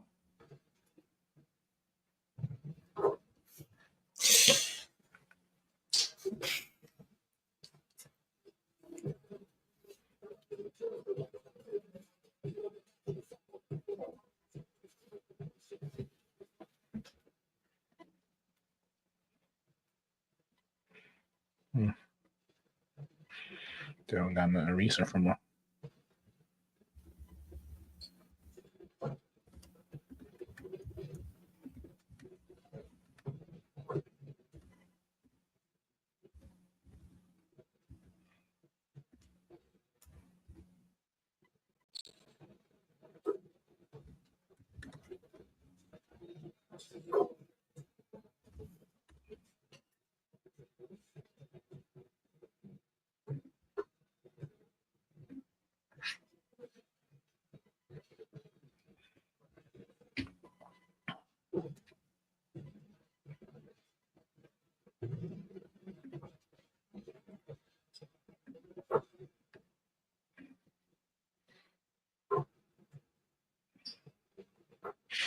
Oh yeah, you're right. She Canadian, Kev. Toby. Bro, come on, man. A name like Fournier is French.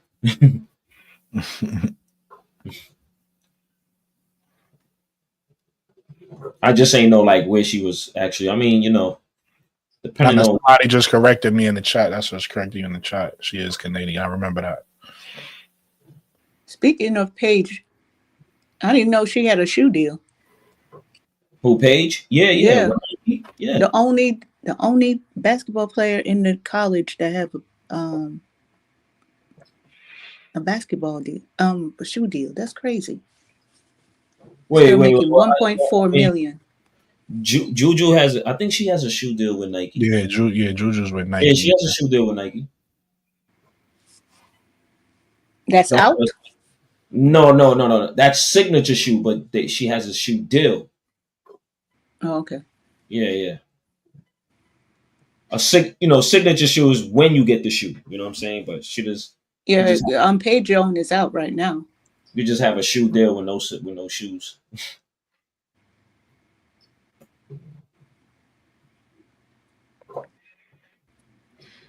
So UConn wins this game. So you're gonna see a lot of UConn highlights. Right. AZ Fudd gets crazy in this game. Paige Beckers is crazy, but in the second half, KK Dean goes off. I like Paige game though. Yeah, Paige got a smooth game. She gets a teammate. I can't wait till she come in the league. So it'll be the Paige Becker versus Caitlin Clark. Who's better? You know what it is too. A lot of people, I'm noticing, a lot of casual fans fell in love with Caitlin Clark, as they should. I'm not saying anything wrong with that, but they fell in love with Caitlin Clark, and then they felt like ain't nobody better. And I think that's where they're making a mistake at. Because I listened to the way they talk about Juju, and they just off. They like Juju is out here chasing. Juju is just being Juju. Juju is being Juju, man, and it's Juju. It's certain things about Juju game that's already better than Caitlin's. Caitlin, what makes her great is that step back three. You can't take that from her. She got a great step back three, but she don't got the mid range game. She's not that athletic and not that big, so she finished at the rim kind of average. Juju finished at the rim well. She got a mid range game, and even though her numbers might be not the best from three right now, she could shoot the three ball. Well, you could tell Caitlin don't play a lot of pickup games. She's I will call like a cone dribbler. You know what I'm saying? Just go around the cones and do this, do that. Like, I mean, yeah, that makes sense. it's no. Her handle basic. Yeah, That's it's why basic, whenever she don't got pressure, she look good because she be out there dancing. Soon as you got pressure, her body go like this. She go straight to the side, straight to the side. I mean, that's what you. I mean, if you don't got no good dribble skills, that's what you. That's basically No, you the not ball. no. Because You're supposed to do that. No, what happens is when players got pressure, yeah, you'll protect the ball, but then you'll still face up the guard. She start going left and right, like she'll go. Her game is to play north to south, and as soon as she get pressure, her game goes east to west, east to west, east to west.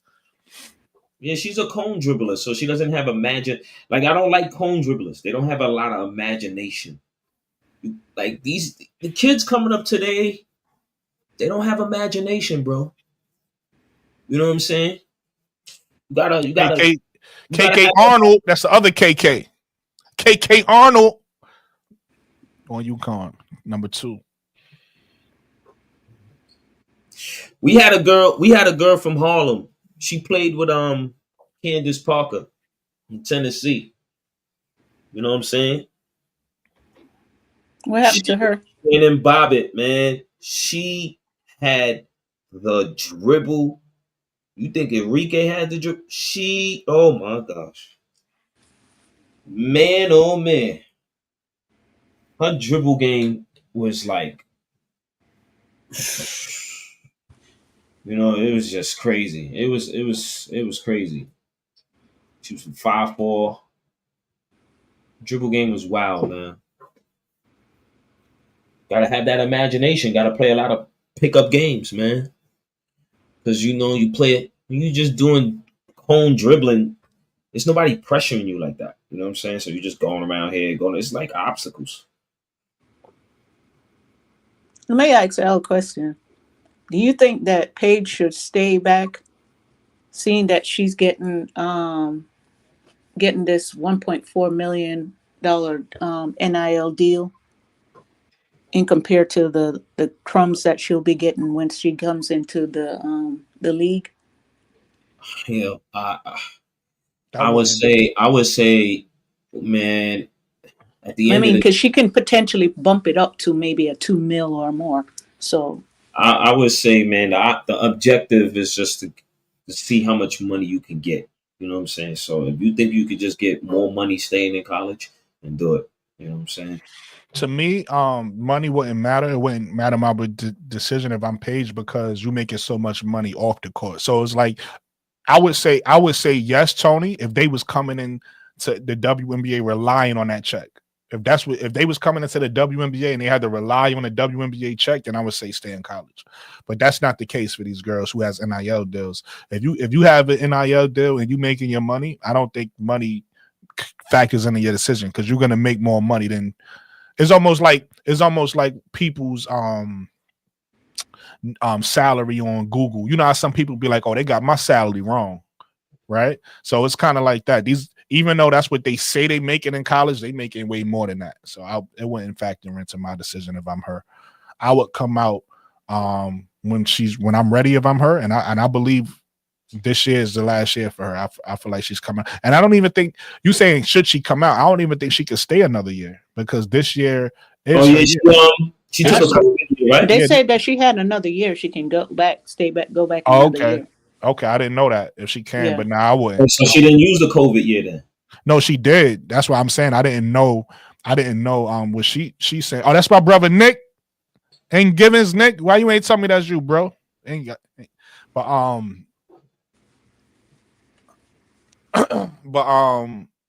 I didn't know she got 2 years, because what you saying is she got 6 years then, right, Tony? Because this her 5th year right here. This is not her 4th year. This is her 5th year she's in. So you saying she got 6 years in college because of the injury?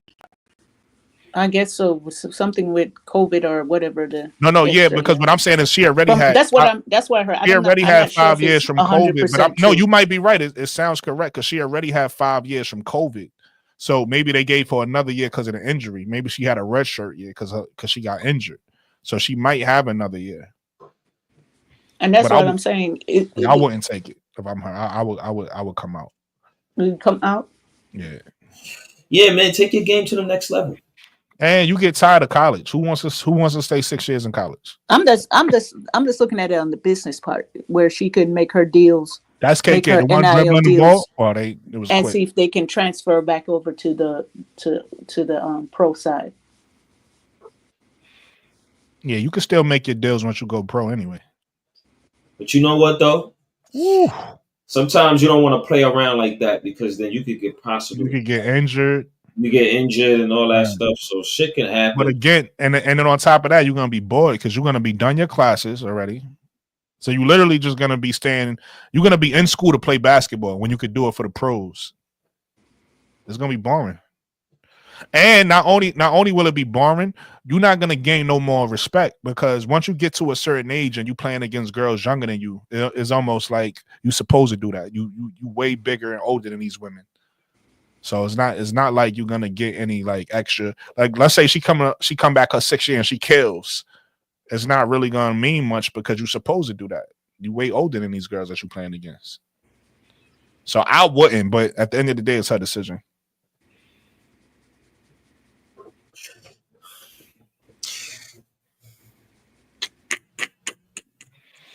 I was looking at Olivia Miles. She's building a business. She's not even doing the NIL thing anymore. Oh yeah. She's like with this finance company that's helping out not just her but also the players on her team.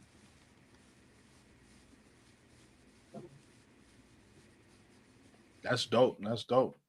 Yeah, she got it that even when she comes out and goes into the league, she'll be set for life. As she should be. That's what. Oh, somebody got hurt. That's how all these girls should be thinking.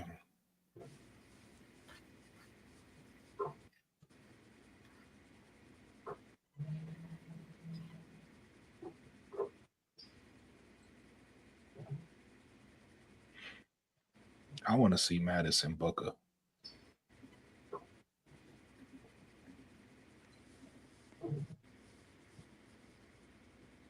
Man, this ain't football. Let the girls come out early, man. Let them come out early. I actually don't mind them playing 4 years. I don't mind that because to me, the girls' college game is better than the guys' college game because of that. And also, the reason why the girls is having so much success with NIL deals is because they in college, right? The guys is one and done. So, you're going to have certain guys that, have a name and that's going to be successful with NIL. I mean, I get why they want it done because, the NIL deal. Yeah, I get why they want it done too. The NBA contract compared to NBA money. So I get why you would leave. You know what I'm saying? Now, the dynamics could change if the WNBA gets better sponsors, and then they will. They got a CBA in 2026. So basically, the end of the 2025 season, they got it. They renegotiating, so everybody contract goes up. Yeah, but I'm talking about so the highest player could be $2 million. You know what I'm saying? So yeah, I think it's time for these ladies to get a higher pay than what the male counterparts are getting. This is ridiculous at this point. Yeah, they're not going to get what the male counterparts is getting. That's ridiculous because I mean, especially now, everybody's eyes is on the women basketball. The male ratings are going down. Yeah, I mean that's because I think that's degrees, man. I think that's overrated though. I think a lot of people was paying attention because the males game typically, like historically, people don't watch the males game right now. A lot of people don't know that. And most people odds and sports fans, like not just basketball fans and sport, like if you're a fan of multiple sports, it's still football season right now. That's what a lot of people don't realize.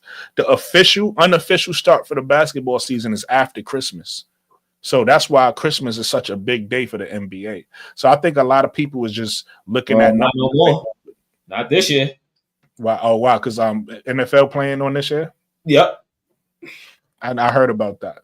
But then the ratings for the NBA typically goes up after the All-Star break, and then also after March, like once playoffs start, because people get tired of basketball during March. People get tired of men's game. They ready it's too much basketball. Yeah, they ready for playoffs at that point. Yeah, it's too. I mean, you got March Madness going on. You got this, that. But you can't say the men's game again. I'm not here. I said this on a few streams ago. I'm just telling you what I hear on the news. That's no, I it. know. I'm not concerned. Mad. I'm not mad. I really don't watch the males game. Now I feel you. I'm not mad at your opinion, and I'm not mad at what they're saying on the news. But my opinion is this: me personally, I like both games. I don't. Both games are different. The women's games are still physical. The women's games still run plays. They still do certain things that the men's game doesn't do anymore. And the men's game is more, spread out, shoot threes, up and down, score a lot.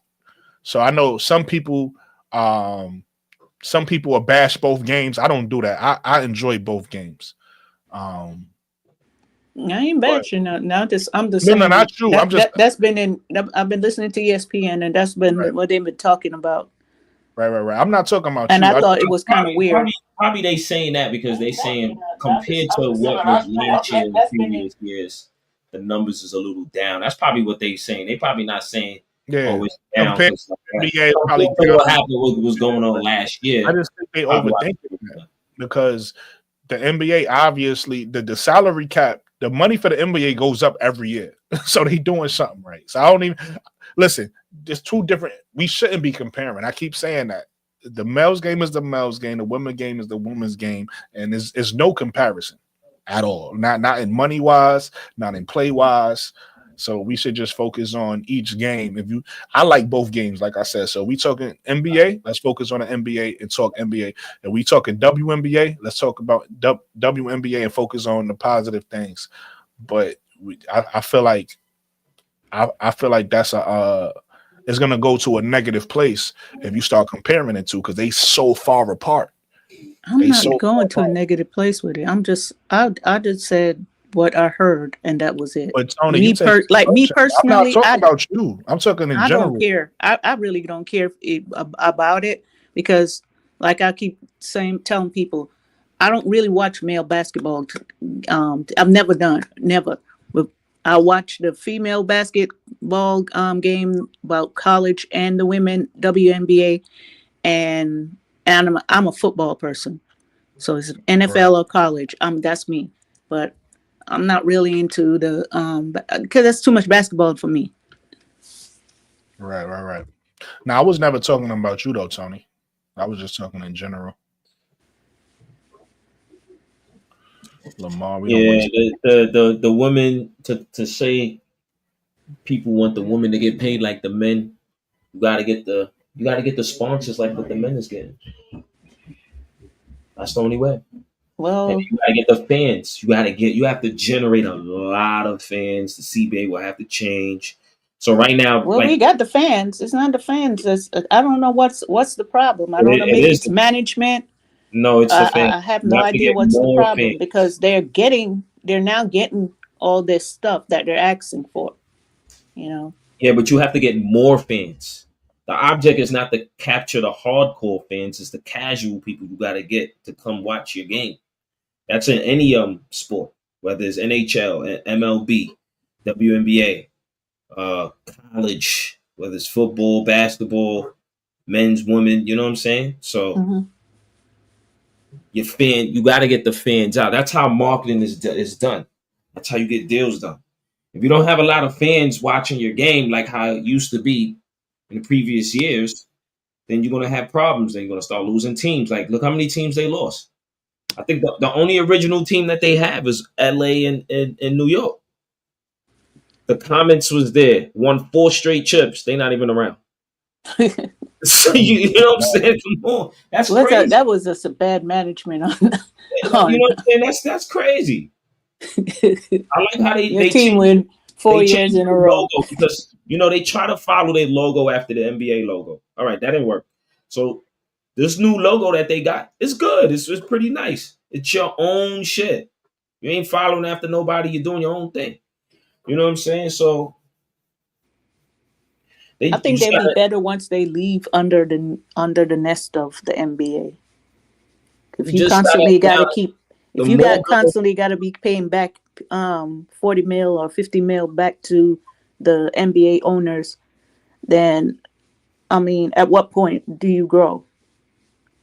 I mean, some of the WNBA owners are NBA owners, like the Liberty owners is the Brooklyn Nets owners. The Golden State Valkyries, the Golden State Warriors owners, right? So you know what I mean. So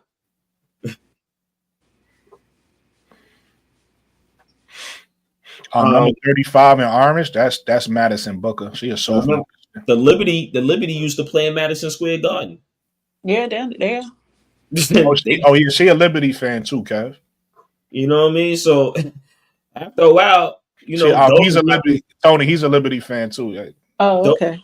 Dolan probably was like, yeah, this ain't working out. Y'all need to leave. You know what I mean? They end up in Westchester for a little while. Yeah, that was in Westchester at first. Yeah, you know what I mean? I was like, who you think gonna go all the way to Westchester to go watch it? Nobody going out there, right? So you know the Brooklyn Nets. The best thing they did for them was to come to Brooklyn because everybody comes to Brooklyn. It was like, yo, man, this looked like something big. Let's just go. You know, the wife of Josiah. You know what I mean? So that's what it is. So now you're in Brooklyn. You're doing great. And that was the best move for them because I was wondering why they never come down. But you need to come to where everybody at. You can't be out there in the sticks. Right. Yeah, but you know what though? You can't be in the sticks and expect everybody to come out there to the sticks. I'm lie to you, ain't nothing like Madison Square Garden though, man. That's true. That's true. Nothing like MSG. You know what I'm saying? So. And but you got to go, go where you can. People will say Dolan is a shitty owner, but last time I'm hearing a lot of players was like he's not really a shitty owner. He just pays the money and just let the guys deal with it, like the management. That's all. That's that. Which most owners just do. You know what I'm saying? Which you really should do as an owner. Yeah. The ones that's hands on. Too much into it. You should be too much hands on. I provide the money. Let me see my returns. Yeah. Too much being hands-on like Jerry Jones. You know, that's just too much. I mean, Mark Cuban is hands-on too, but he kind of stays out of the way most of the time and just acts like a fan. So, you know. Hey, how do y'all feel about what's his name? Patrick Mahomes and his wife trying to bring on a team in Kansas. I think that's dope. They trying to do what? They actually put in the paperwork for to be owners of a team in Kansas, WNBA. That's pretty dope. If you could get a team there. Facts, Campbell. Facts. I be saying that the baddies. A lot of people don't want to admit it because people want to act like beauty doesn't matter. But the baddies is bringing the casual male fan. You got hardcore fans that's gonna watch regardless, but the casual male fan. The baddies, the chicks doing the TikTok videos, the chick, like the Angel Reese, Cameron Brink. Yeah. What's our girl that played with Cameron Brink? Rikia. There you go, Rikia Jackson. That's bringing in the casual male fan. Lexi Brown. Look, we know the names, right? We know the name. So that's a fact, Gamble. What the WNBA need to do, and I said this to my girl. It's marketing. You know what my girl said, Tony? My girl said something that was really smart. I said, yo, they need to bring in the casual. They got to figure something out to do for the casual female fan. She was like, they need to do a happy hour. Oh wow! Do a happy hour. Girls gonna pull up to the game just for the happy hour. So they need to find some marketing for the casual female fan if they want to go to the next level. Hey, put out a calendar. Yeah, I mean, 12 hottest chicks in. But that's still for the men. It sounds sexist, but I mean. No, but that's still for the men. The girls not gonna care about that. You don't want it to sound. You don't want it to sound sexist. That's the thing. That's not what you want. You want. Yeah. Yeah, you don't want it to sound sexist because it becomes a thing. Also, for the men, y'all think business, but when it comes to the ladies, it got to be on some. The more and more I watch this girl, because you know how I feel about 5'6" guards, Tony. But the more and more I watch number 3 for Texas, Rory, I like her game. I like her game for real. She's good. She look good, man. Yeah, and she's gonna be in the draft this year. Oh, she is. Yeah, she What another is point. she? Potential. Well, when I first look, She gonna be first round, second when I round. first look early, they had her high. They had her in the top 6 or 7. Oh, Now, really? when I look on the mock draft, she's dropped to like the second round. So I don't know. Oh, goddamn. But if you look at her game, she's good defensively, right? She can steal the ball. She's Can she good at shoot? play. That's about to say that. She's good at playmaking, and she's good at shooting the mid range. She doesn't. Oh. She's not that efficient from 3, but she's good. She's good from mid range. Now this year I haven't been looking at her numbers, so maybe she's been shooting better this year. But that was her numbers last year, so I don't know. You could look it up right now and tell me what her numbers saying. But What's her name? Rory Harmon.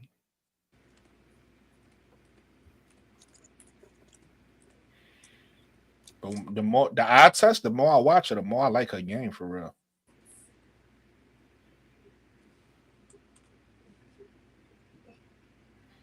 Yeah, the marketing is gonna come. Just get the right, just sponsor the right type of ladies. Mm-hmm. That's all you got to do. You got to sponsor the right type of ladies. Then you got to start building rivalries. I was about to say that, not necessarily rivalries. Go ahead, Tony. They got the Angel and I don't look Caitlyn at that one. big rivalry though. But look, not only rivalries. I don't think it is, but hey, that's what they say. It is. Not only rivalries. I like the rivalries thing. I agree with that. I've been saying that, but also this is another element that they have in a WNBA that they don't have so much of in the NBA, which is drama. They can market the drama, right? Because they have on they have so many drama. On certain look, Tony, you're gonna notice on certain teams, they have certain girls that's dating each other. So now you could market that. You could market like, certain teams is gonna play other teams where it's like a certain player got off on a certain player's fiance or girlfriend, and now they about to play the other team. Why we trying to bring housewives of drama? Because people watch for that. Soap operas, people watch for that. People the more drama. See, that's what I'm saying. Bro, I disagree. I can't. Man, we're not trying to bring housewife of WNBA. Okay, what I'm saying, or the players. Listen, y'all laughing. That's an element that's gonna be there whether they market it or not. I mean, yeah, but I want. Let's keep it to business person. Put it to you like this, Tony. You don't think it was a storyline between Dejanay Carrington? What's the girl name on The Fever? Melissa. That's a girlfriend though. I know. That's my point. What's her name? You just said Melissa. It. No, not Melissa. Melissa Smith, Dejanay Carrington, and Caitlin Clark. That wasn't a story. You don't think that was a storyline that they could have marketed and made money off of? Nah, man, because it became negative. It never came out in a positive light. It became negative because it got to a point where people's lives were being threatened and stuff. That we don't need that. We don't need that negativity. No. So I disagree. Let me tell you why I disagree. The women's game is dealing with things that they're not used to, so they don't know how to handle it. But this is not unique to the women's game. The same stuff happens in the male's game. With guys got lovers. Which gay guy on? That's not what I'm saying. But when I'm gonna let you finish, I'm not gonna cut you off. So I'm gonna let you finish, and then I'm gonna Go ahead and talk because I'm trying to see where you're going with this. Okay. So what I'm saying is, because you said it got negative and you said it went to a bad place. What I'm saying is, they vandalized LeBron James' house 2 or 3 years ago and wrote racist stuff all over his house. You get what I'm saying? So what I'm saying is the attention that the girls' game is getting is not unique to the girls' game. The male's game get the same type of attention. It's just that it's so new to the girls' game that people is like for instance, even in the locker room. Remember at the exit interviews. Dana Evans came out. You talking about? I don't want to cut you off, but you're talking about apples and oranges. Now you're talking about LeBron James getting vandalized at his home and with racial things, right? Mm-hmm. That's a total different thing where people is threatening 2 girls' lives because of their lifestyle or because they played against another player who they think that is God. Come on now, that's It's the two same different thing. things. You that's going into a level that we don't. They don't need that type of highlight on them. Tony, they threatened LeBron and vandalized his house. There's two 'Cause he was different black. things, man. Because he was black.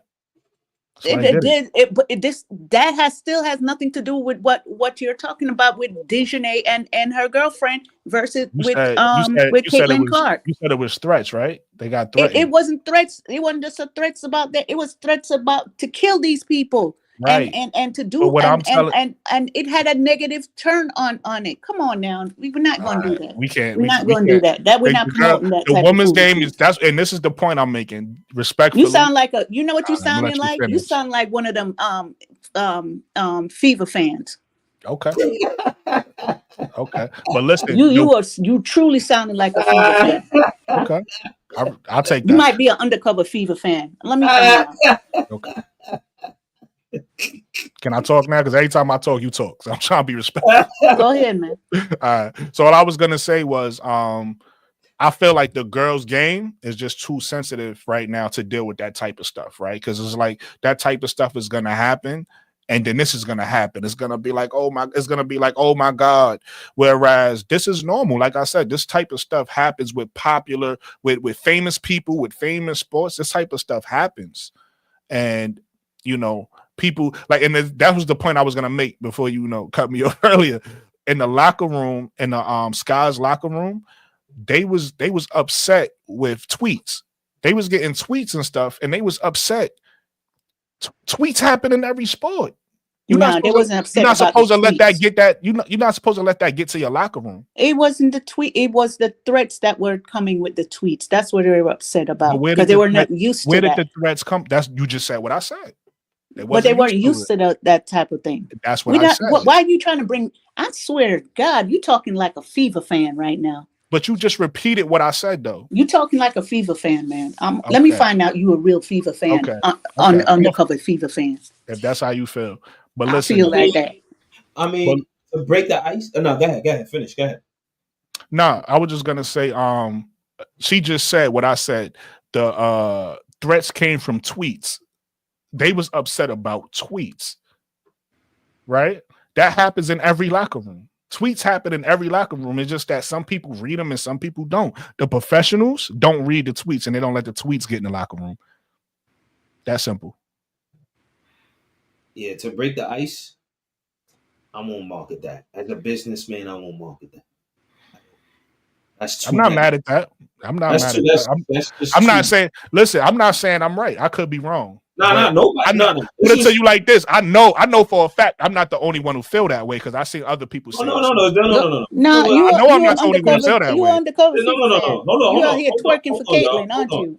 The honey on your down test. Let me tell you something. The way how I deal with a lot of shit in my life when I talk to people, because as I get wiser and stuff like that, all this stuff is just opinion based, right? There's no fact behind it. You know what I'm saying? Absolutely. Yeah. So if you feel that's how you feel, so be it. I mean, yeah. That's why I'm not upset with your opinions. I'm not, you know what I'm saying? If you feel like to break that, since there's three of us to break the ice, I'm on her side. I'm on Tony's side because I feel like that's just too negative to just bring that. So that's how I feel. I'm on your try to market it in a positive situation. But you want to know why you feel like that? Because you a casual WNBA fan. You don't watch the game, so you really don't even know the storylines. So for you, that sound crazy, right? To you, that sound like what? Market that? That sounds crazy. No, hold on. Let me finish. I heard about that though. I heard about that. That's my point. That was going to be the thing that I said next, right? You don't watch the game, so you haven't seen it, but it happened. Everything I'm saying happened. So regardless if they market it or not, it's going to happen. You want to know where it doesn't happen at? In the Mel's game where we watch that we used to, it don't happen there. So it's like somebody who never watched a WNBA before, who only watched men's basketball would never think that, right? Because that shit don't happen in our game or in the Mel's game. But if you watch a WNBA, that's why I say you can't compare the games. The games is different. The shit that happens in both is not the same. Well, so I wasn't doing no comparison about both. I'm just no. I'm not saying you was. I'm saying I'm making a point that the males game. I wouldn't make that out.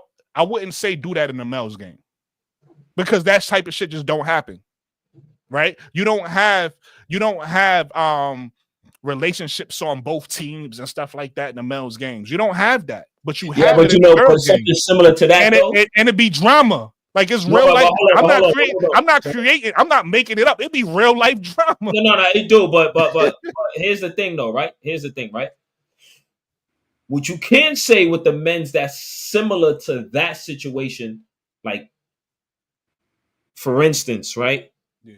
You got the situation with Brandon Ingram and this guy on Portland. They got the same baby mother. They playing the game against each other, and then you got Troy Murphy amping this guy up, saying that, yo, James Harden and what was it? What's the guy name that was on the Sixers? He played for the Wizards too. I can't think his name, but yeah, I know what you talk about. Yeah, those type of situations. Yeah, I mean, if I was the NBA, I won't even market that. That's mad negative shit. So I wouldn't market that in the NBA. Yeah, I won't market that. It's not something to market in the NBA. I agree with you. Two totally different games. And the WNBA though, you got girls that's married on the same team. you got in the WNBA, you got girlfriends that's on different teams that's dating each other, right? So, but all right. So explain, like, how would you kind of like market something like that? Just regular shit, like like showing the last game that they played. They might have played one team, showing what happened in the game. Building up the matchup that's coming up. Regular shit. I'm not saying get too deep into it and make it negative, but what I'm saying is going down the line of the rivalry. Right, the rivalry. I was just saying an extra level of drama, like fake drama. That's why the word I'm using is drama. I'm not saying dive into somebody's personal life and get extra personal. No, but if you could create some type of drama for people to grab onto to say, oh shit, I want to see this. I want to see this matchup. So right? let me ask you a question, right? In any sport that you could talk about, the first drama that you normally get is the two teams. It's not the players. So the first rivalry, Boston versus Lakers, or Cowboys versus Redskins, or Green Bay versus who's Green Bay? Green Bay versus. Then it starts trickling down to the players and stuff like that. After a while, like if both teams could get those two nice players, you know what I'm saying? Mm-hmm. Unfortunately, with the Boston Celtics and the Lakers, it started with Bill Russell just beating Red Auerbach just beating up everybody, and then you had the NBA logo just frustrated, you know what I'm saying, because he never won. But then when the 80s come roll around, you got two guys who clashed in college from the Midwest, and then it just so happened that they just, like, it was staged, like they just landed on those two teams to just make the NBA come back, or something like like in football and stuff like that. You get the Cowboys and 49ers or something like that, or like back then it probably used to be 49ers and the Broncos in the 80s. I wasn't watching football at that time, but Elway versus Montana. Then that's when because at first you start off with San Francisco versus Denver, but then after a while you got the two best quarterbacks around that time. Now you start trickling down to the players. So I mean, I would just probably market it like that. But I know once they start talking about rivalries, it always starts with the teams first. Absolutely. And then if both teams could get the two nicest players, then that's when you start saying, oh, Bird versus Magic. Or even when they first started, it was kind of like Teresa Weatherspoon versus Cheryl Swoops and Cynthia Cooper. You know what I'm saying? So it's, it has to start off like that, New York versus Houston. Even though, that was no rivalry, if it was. It wasn't I can't say it's a rivalry because in my opinion, how rivalries start is each team got to meet back to back, not back to back, but they got to meet multiple times in the playoffs, and each team got to get a win. So So in other words, if two teams keep meeting in the playoffs, but one team is always beating the other team, it's not a rivalry. It's not a rivalry to the other team wins. I agree with that. Or like, it's a good rivalry, and especially colleges, they known for a lot of rivalries. You know what I'm saying? So yeah. And somebody corrected me. UNC, right? Somebody corrected me. Yeah, I believe it was yesterday, the day before. College is different. In college, you can have a team that dominates another team over and over and over, and it still be considered a rivalry. Maybe because it used to be a rivalry back, and I don't know. Because a woman named Lakeisha told me that she's an LSU fan, and she said I forgot what team she mentioned, but she said probably they Alabama. have a rivalry with some team, like probably one Alabama. team. Maybe, but so she said one team. Basketball. Basketball, I think. Maybe football. I don't know. She said. Well, if it's all she said was football is Alabama because we always beat them. Right, but all she said was it's a rivalry, even though one side keep winning. So I don't know in the past the other side ever won or not. LSU, I don't know, but she said it's because if LSU do happen to win, they go crazy. They start, you know what I'm saying? They rush, they run onto the court, and because you've been or like I watch hockey sometimes. You know what I'm saying? So I like it. And I went to a hockey game and stuff, so I enjoyed it. And you got Edmonton versus another team. I forgot what team it is in hockey. But that's a big time rivalry. Then you start, if both teams have those two nice players, then you start saying, well, this person versus this person. You know what I'm saying? So that's how it go. Yeah. You know what I'm saying? I said, that's just my opinion. I'm not saying they should do it. I'm not saying that, if people disagree with me, I'm cool with that. That's just my opinion. It was just something that I think that they can do that'll be interesting on a girl side. But if I'm wrong, I'll be wrong on that.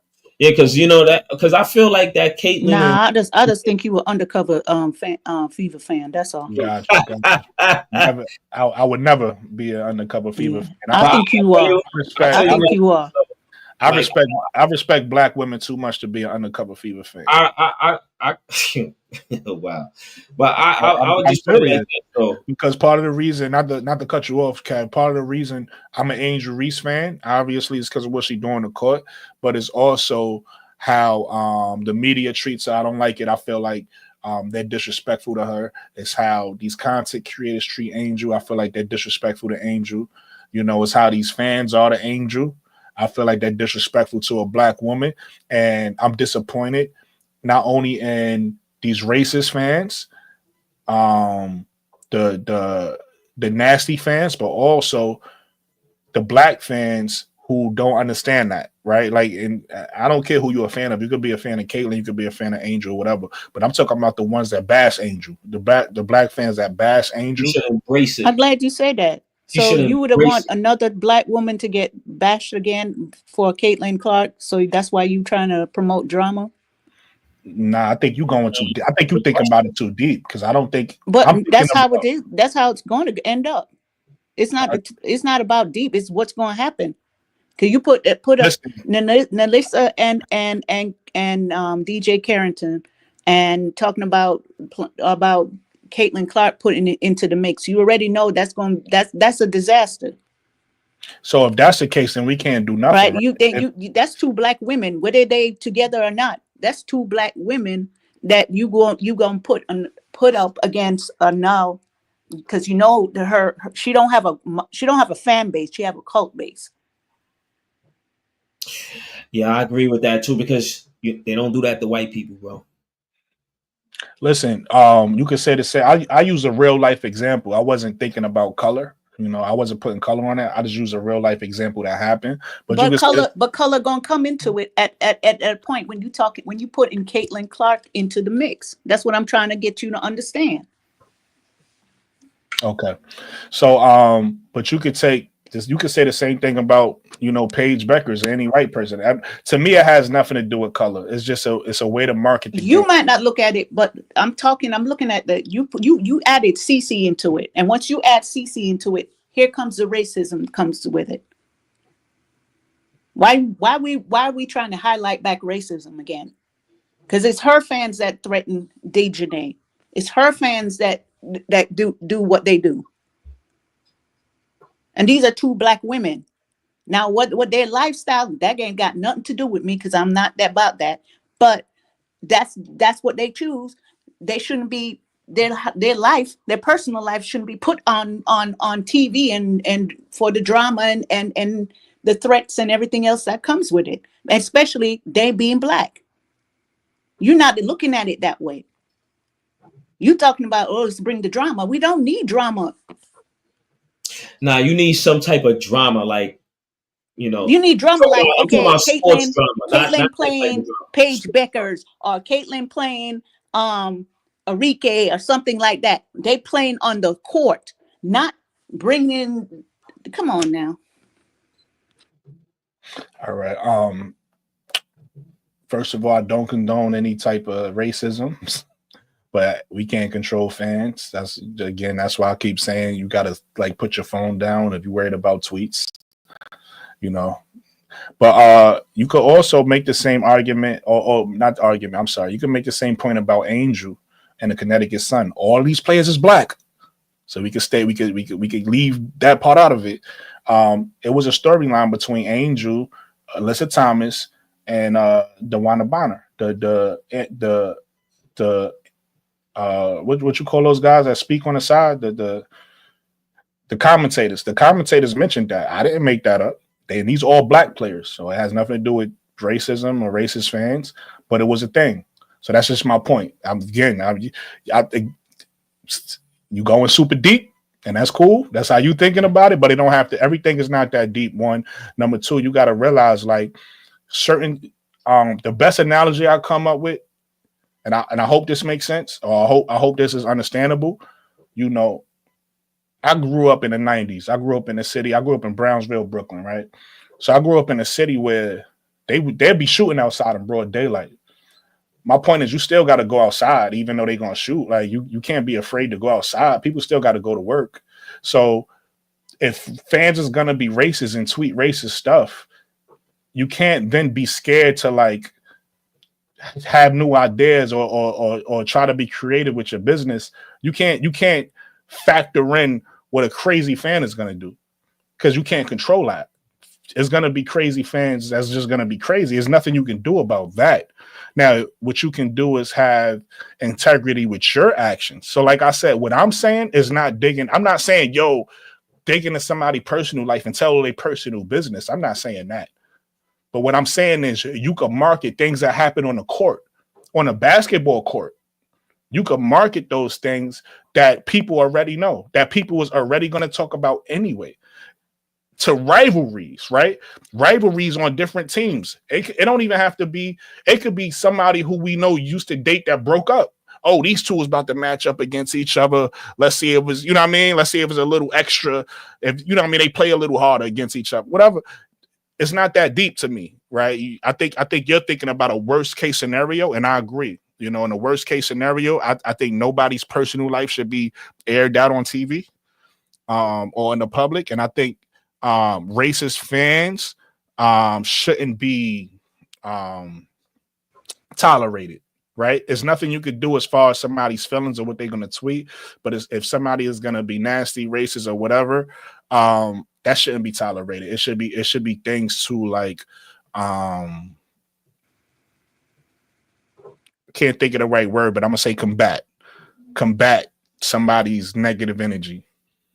So again, I'm not talking about all that. That's a little extra that's being added into the mix of what I'm saying. I'm not saying none of that. Like I said, you could use Connecticut and Chicago.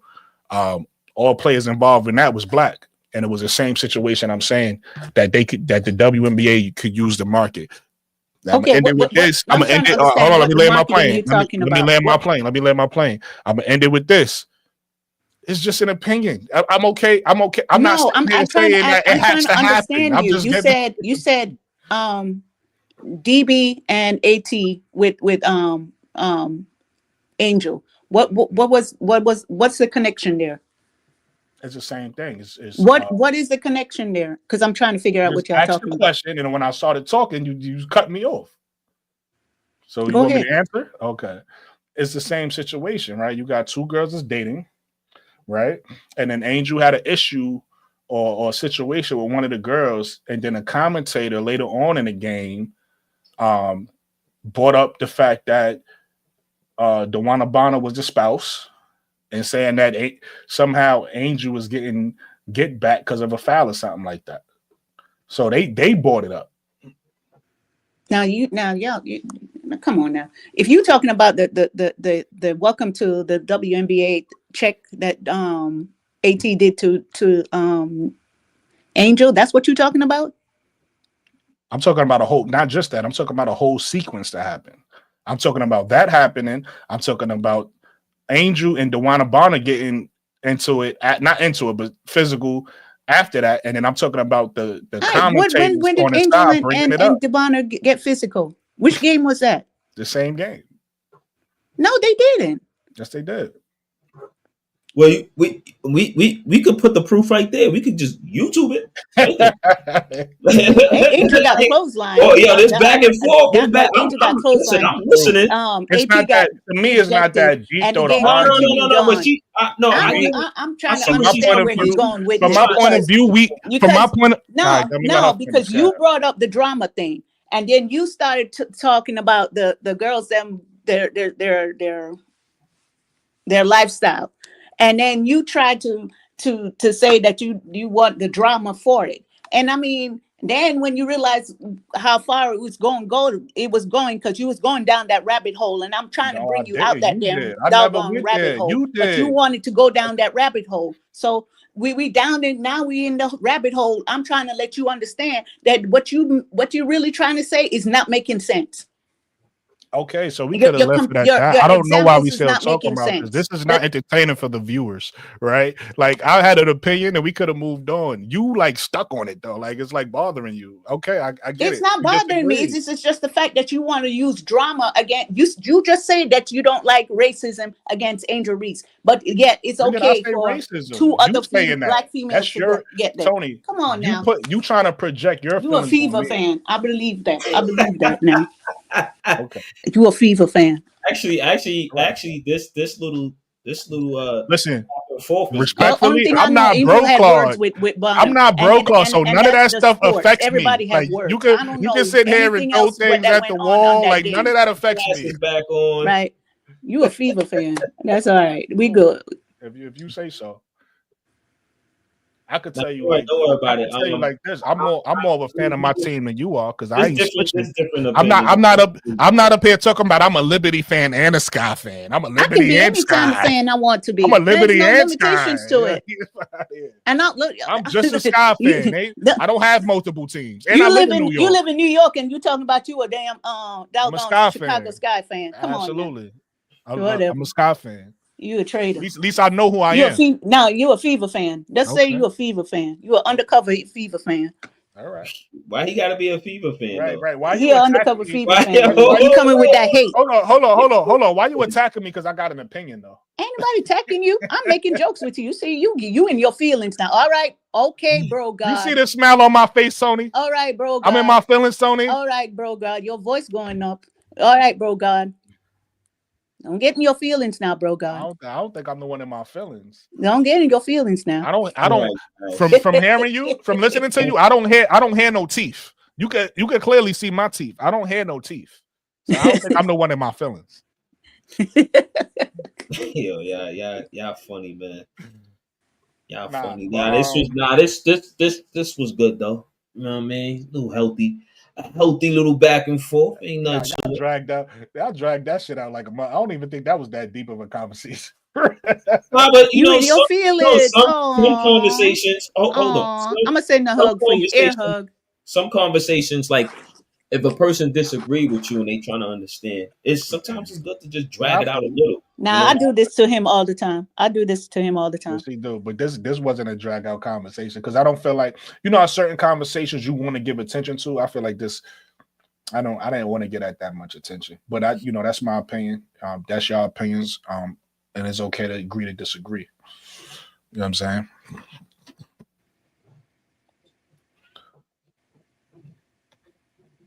Yeah, but I think what they need to do, they need to establish 2-team rivalries. You know what I'm saying? So I agree with that. I've been saying that. Yeah, that's the Angel and the Chicago Sky versus India Fever. You got Ace Celebrity. Nah, They not. What you mean? Nah. You gotta realize. See again. Nah, let me let you finish, and then I'm gonna respond. Get Kev. What I'm saying is right. The reason I'm saying because now you better do the same thing to him, Tony. He's bugging right now. He's wilding right now. But guys, who's wilding? Who you bugging right now? But I'm gonna let you finish, guys. All right, let me bug you out. want cutting him off? Bugs life, though. Let the man talk. It's a bugs. It's a bug. First of all, me and him, we done had some real nasty arguments about sports. That's why I listen. Not to cut you off really quick. My brother K-Sap, when I had got, you know how sometimes you in a heated argument, you get loud, right? Not that you angry, but your emotions, whatever. So my brother K-Sap said, oh, it's getting he said something like the temperature rising. He don't know. We do this all the time. Yeah, this is just normal.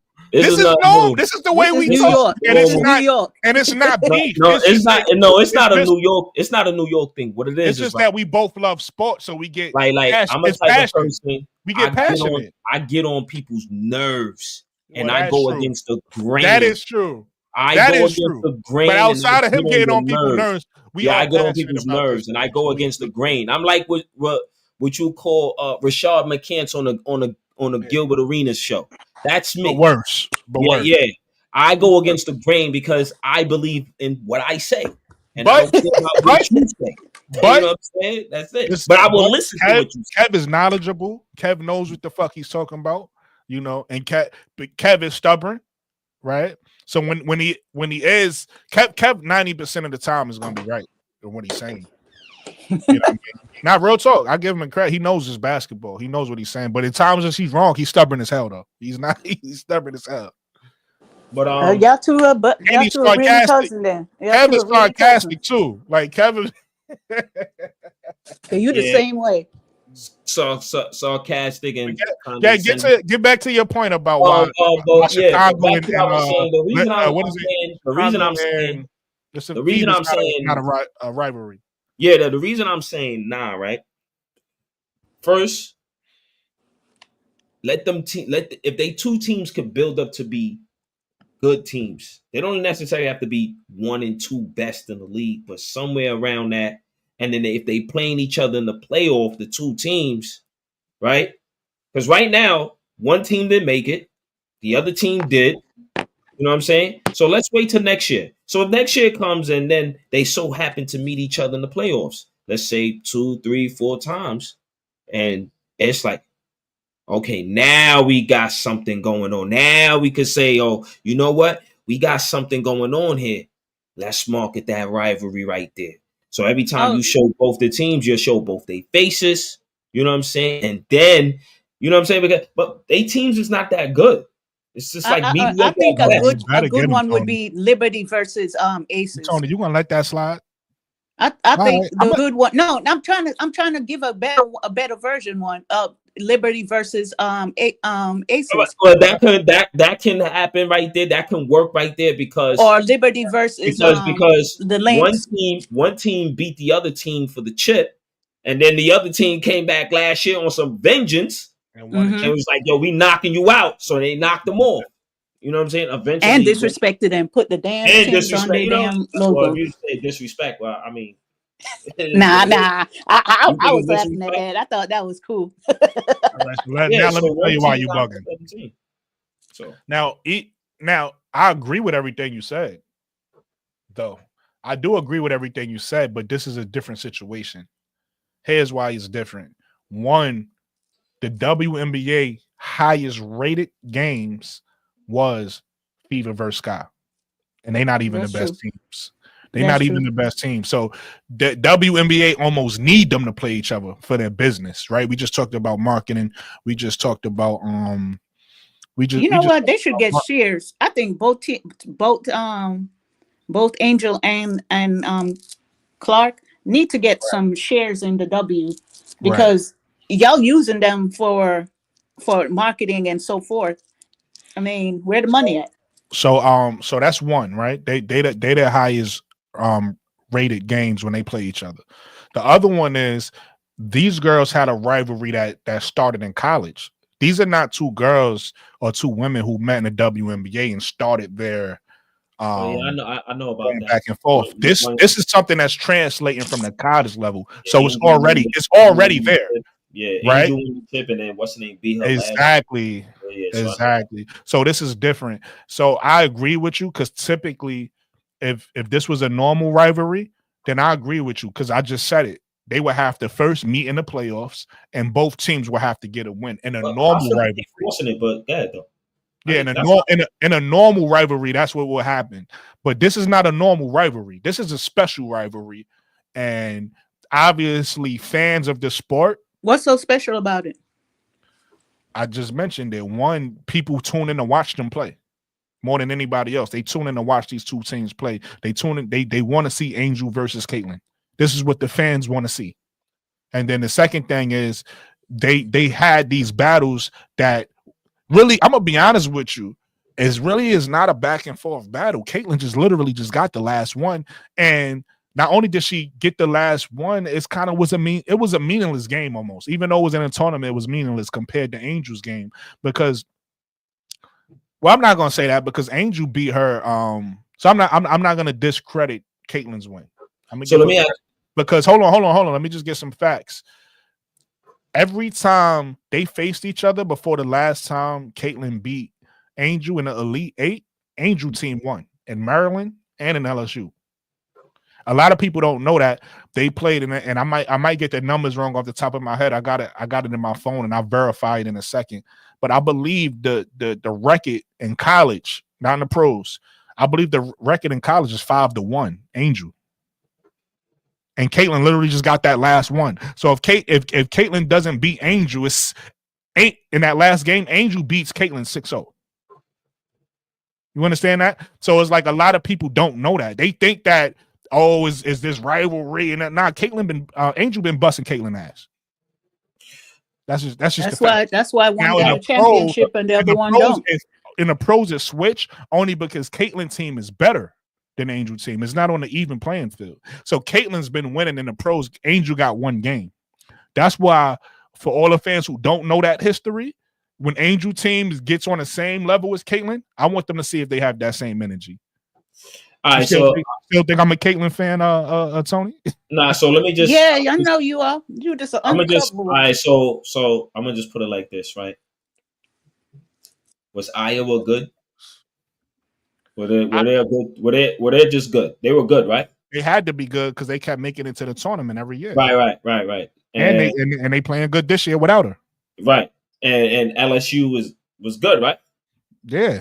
Right. So I get what you're saying, but I just feel like. But don't forget about Maryland, because a lot of people like to leave Maryland out. Angel was beating Caitlyn in Maryland. The way you said Maryland, it sounded like you from there. You sure you ain't? Maryland. Yeah, Maryland. I got family from the South. I got family from the South. Sound like them Indiana fans. Maryland ain't really the South, though. It's the border. You're right. It's not. Yeah, it ain't really the South. I've been to Baltimore. I just said, listen, but I'm an ignorant in New York. I'm an ignorant New Yorker. You already know anything past like Jersey is south to us. Anything past like Philly. Anything outside of New York is country. You already know that's the South. You already know that now. Technically, it's half of like the Mason-Dixon line in Virginia and all that. We know that like technically, but once you pass Philly, Delaware's the South, bro. You know that. No disrespect to no disrespect to my East Coasters. Just ignorant New York shit. Yeah, but I just look at it like if you could get both their teams on the same level or one a little bit higher than the other, you got something there. You know what I'm saying? I just feel like they just force feed in that. You know what I'm saying? So, it won't look like if one team. The only reason why they not is because I didn't even mention their high school matchups. They've been matching up since high school. They've been matching up since high school. AAU. Matter of fact, in high school, I don't know if they actually played each other. I don't know if they matched up in high school, but in AAU they played each other. In college they played each other. In the pros they played each other. So this is not made up. This is it's almost like the Bird Magic thing. Bird Magic thing started in college. No, I know it's a real deal. I'm not saying it started in college. Yeah. I know this is the real deal. I'm not gonna sit here and say this is some made up shit. I know this is the real deal, but me per se, I just look at it like Nah, I can't. Nah, it just, nah. It's like the W will try to force that, but the fans would probably think otherwise. So it is what it is. But it'd be better if both their teams could be on the same playing field, or one slightly better. Next year you're gonna get that because I believe we're gonna get all the pieces we need from the draft and free agency in Chicago, and We'll then see. Indiana is already a team. They're already a complete team. So we'll see. We about to get a matchup, and we about to see what's gonna happen. And I think I don't think people really want to see that dog off the leash. I don't think people. I want to see that dog. I've been waiting for that We dog want to to come see back that out. dog. We want to because we already know. We know what Angel could do. The people who don't know She what already she showed it one time. Put it to you like this, Tony. I was in Spaces, right? I was in Spaces a few months ago, and a Caitlin Clark fan who didn't know none of the history. All he knew about was since the WNBA, since they both got drafted to now, that's all he knew. He told me since Caitlin Clark won the Rookie of the Year that the rivalry was over. He said Caitlin won, is over. And I said, no, sorry. I said, sir, they're gonna have a rivalry for their whole careers. I hope you know that. And I said, not only are they gonna have a rivalry for their whole careers, I said, whoever wins the championship first really wins, right? Or is in the lead, right? Because they're gonna have a rivalry till they retire. And the reason why he felt like that is because he didn't know none of the history. Once I told him the history, case in point, Kev, you might not notice. He was surprised when I told him this, right? In Angel's freshman year of college, she got hurt 4 games in and had to sit the whole year out. I know about that. And then she got hurt twice, right? She had a rod in her leg and she broke something in her foot, right? So she got hurt twice, 2 injuries back to back. That's pretty much career-ending injuries that she was able to come back from and still play and still be a great player after that and win the championship. Right? A lot of people don't know that about Angel because they like to go. A lot of people who don't like Angel, they thing is, what about Maryland? Right? Because they hate the fact that Caitlin never won, and people could say Angel got a championship at LSU. So then their rebuttal was, yeah, okay, she did at LSU, but what about Maryland? What they don't realize is her first season at Maryland, she didn't play because she got hurt. Her second season at Maryland, she started on the bench. She ended up finishing as the leading scorer and leading rebounder for the team. So when people like to talk about what Angel can do, they just never watched her before. They don't know. All they seen her do was struggle this year because she struggled this year because of the size of the WNBA, right? Her game has to translate because she's used to bullying girls in the paint in college. These girls are bigger and they grown women. So you can't bully these girls. So her game offensively didn't translate right away. Her game defensively translated right away. We seen the defense translate. We seen the offense struggle. So now when they actually see what she can do on the offensive side of the ball, a lot of people are going to be surprised because in their mind, she's just a hustle player. They think that she's just a rebounder. That's all she can do. And they don't even really want to say that about her. The reason why they giving her a rebounding, because they can't take that away from her, right? She's so great at that they got to be like, well, she is an elite at that. She would always have a job if she could do that. But they don't even want to give her that. They have to give her that because Angel made them say that. So imagine what they're gonna do when she make them say, okay, she could score too. Okay, she got a jump shot. Okay, she could, you know what I mean? She's gonna make them say that next year. Yeah, I'm really not a fan of both of them anyway, but yeah, I don't like both of their games. Not a fan of both of them. I respect their games, but I don't. Who are you a fan of? Enrique, man. Oh my God. Enrique. Yeah. I like Enrique. But a player like Enrique, if she want to win, she need a player like Angel Reese on her team. She needs somebody.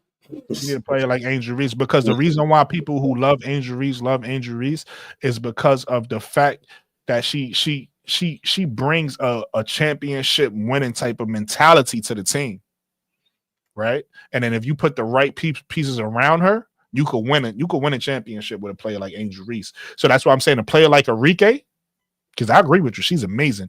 But if she had a player like Angel on her side, she'll really do some damage. She could really do some damage. Because like I don't have that many favorite players in the W, but when it first started, it was Cynthia Cooper. I wasn't a fan of Cheryl Swoops like that. Now I respect Cheryl Swoops' game. Super awesome. She's great.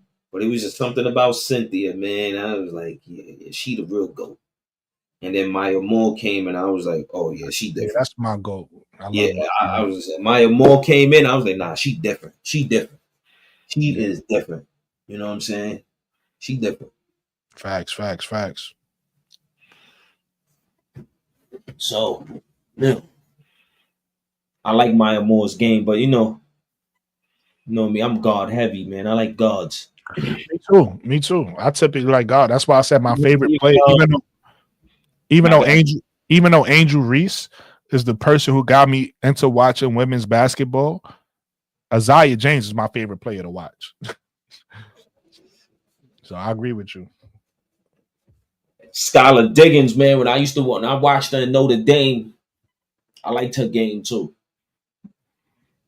The game ain't bad. I like the game.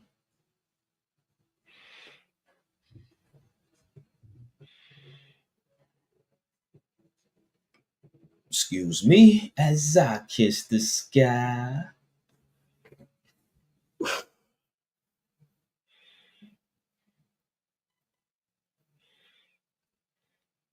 Don't get quiet now, Tony. What did you say? So don't get quiet on us now. I ain't getting quiet on y'all. I'm about to leave in a minute because I gotta go finish study. Oh my gosh. It's looking real bad on the men's side. It's looking bad for those Lakers. What's going on with the Lakers? 86-61. Yo, I don't know what's going on with LBJ. He's starting to look like Father Time, maybe creeping. I ain't saying there yet, but he probably creeping. He ain't playing good right now. He ain't been playing good like 2 weeks, man. Either something on his mind or he just kind of coasting. He playing garbage. They can't figure out their point guard position. Pacers is digressing right now. And the Hawks beating the Bucks.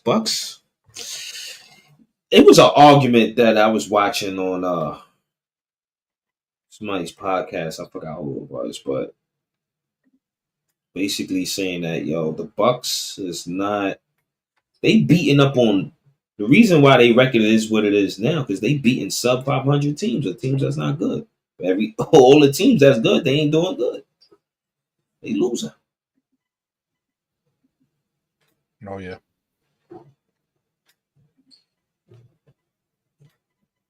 They be all right. New Dame, I haven't been watching. Is Dame and Giannis meshing well? I think they need a better coach. They need a coach that's very offensive minded to fix that problem. You team get Doc Rivers out of there? Nah, you can't. You can't. Actually, you can't because right now you're paying. You're still paying two coaches that you're fired. You're paying Adrian Griffin and you're still paying Budenholzer. So, like, if you fire this dude, then it's gonna start looking like your organization don't know what the hell they doing. So, you imagine you just gotta just stick with them because that would look real stupid on your end. Like, you fire 3 coaches, like that's wild. And it's not like you fire Budenholzer after he don't win you a chip. All right, whatever. You fired Adrian Griffin when he had a better record than the coach that you got now. That looked crazy.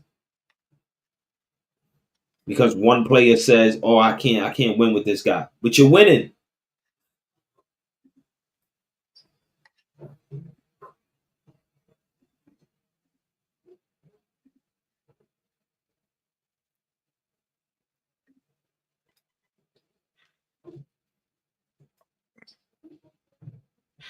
So I was wrong.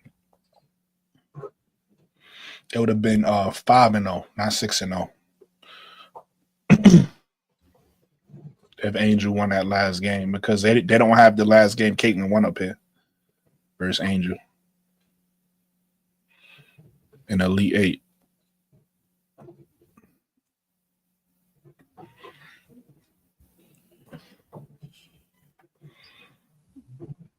So you think if Angel ain't get what she did? She twisted her ankle that game that they lost. Twisted her ankle, they win that game. You could see it because they was coming back. Angel, she was doing everything on the floor. She was getting still. She was being. She didn't twist her ankle. She damaged her hand. No, we talking about in college. Oh, in college. Oh yeah. Yeah. I think she went up for a layup and then fell on the cameraman. She twisted her ankle on the cameraman or something like that. When I was watching the game, that's what it looked like to me. Yeah, I think that's what happened. But that don't happen. LSU wins the game. Oh boy. It's a fact. It's a fact. But I'm not. That's my opinion. I'm not sitting here trying to take the win away from Caitlyn, right? We talked about it. You just asked me a question. We talked about it, but I give Caitlyn that win. I don't sit here and be like, she don't deserve to win. Like, nah, she won. She won the game. She won. But I feel like if Angel don't twist her ankle, because it was clearly, if you watch that game, the momentum changed after she twisted her ankle. The Iowa went out for a big lead, and are you gonna give some credit to Fly J, man? She ain't do nothing. I'm not saying she didn't, but Angel was the person that was changing the energy. And as you can see, when Angel got hurt, they lost. A lot of that, I'm trying to tell you, people don't know how good Angel is. They think that is just rebounding. Okay, that's why those of us that's Angel fans that watch her laugh when people don't know how good she is. It's like, okay, you'll see. She's proved it on every level. She's proved it in high school. You think she need to develop a triple threat game?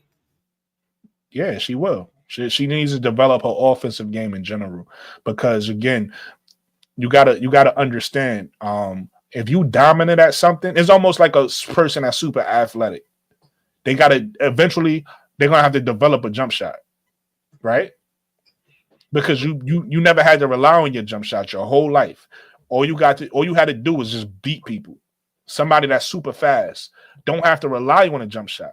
Angel never had to rely on an offensive game because her game isn't finesse. If you watch her play, her game is physical. So all she do is bully people, even people bigger than her. She's used to that. So when she got to the pros, that's when it stopped. The bullying stopped. She can't bully people no more.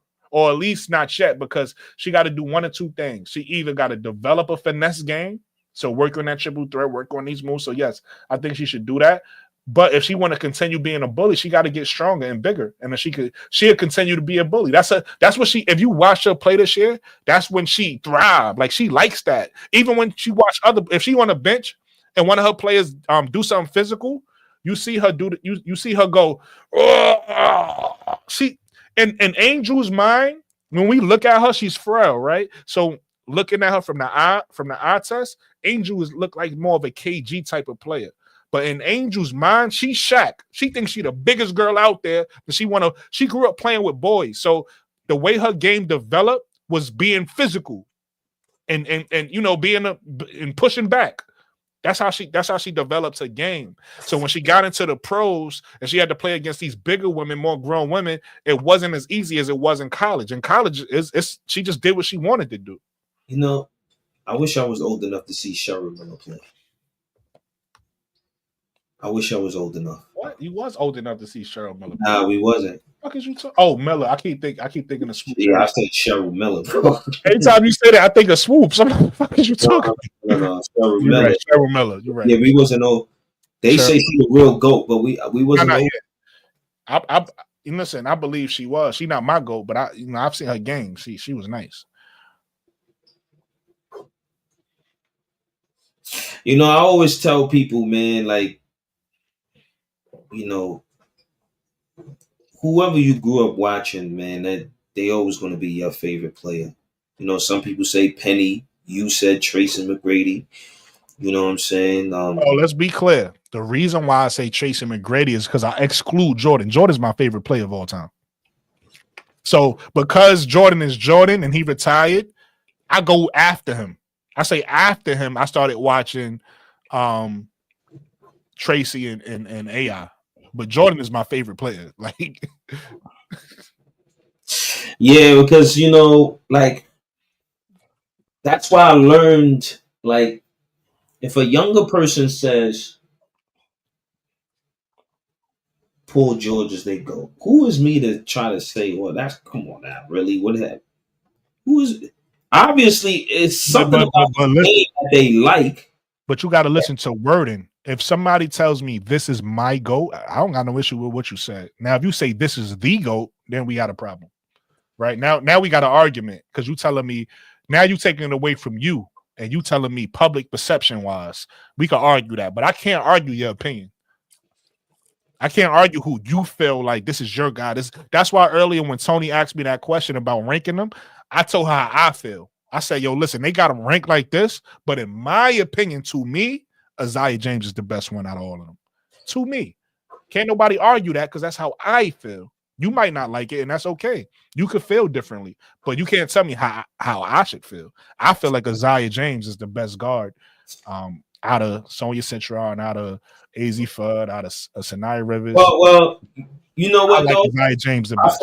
I feel like people got to stop saying the GOAT and just say their GOAT.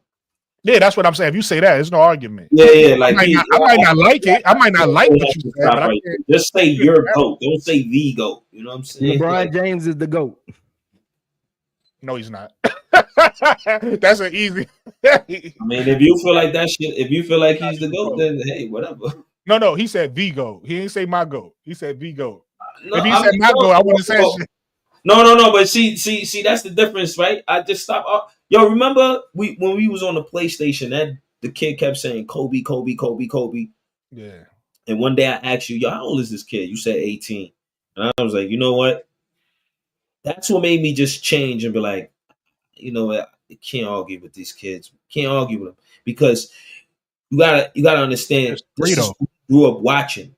I disagree. I'm gonna tell you why.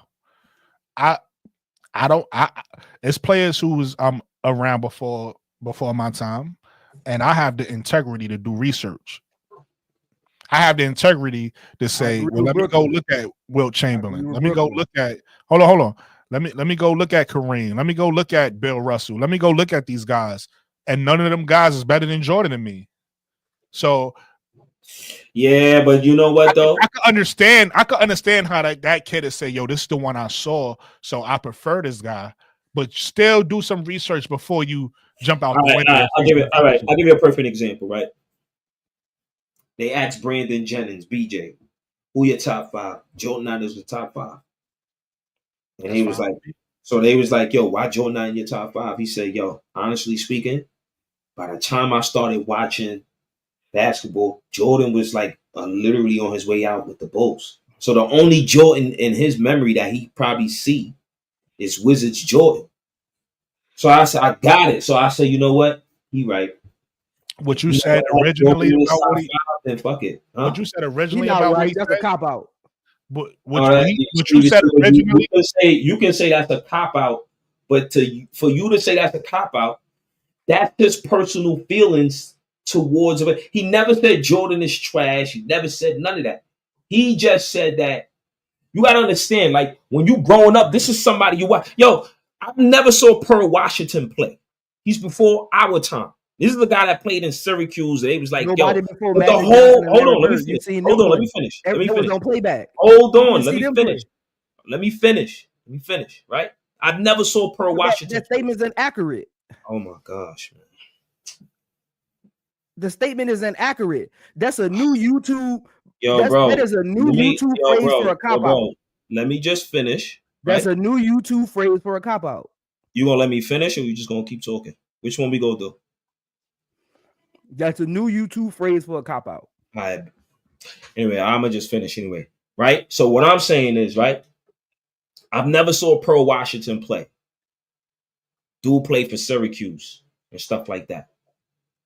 An older guy especially around the New York circuit, would say Pearl Washington was probably the best, one of the best ball handlers in New York.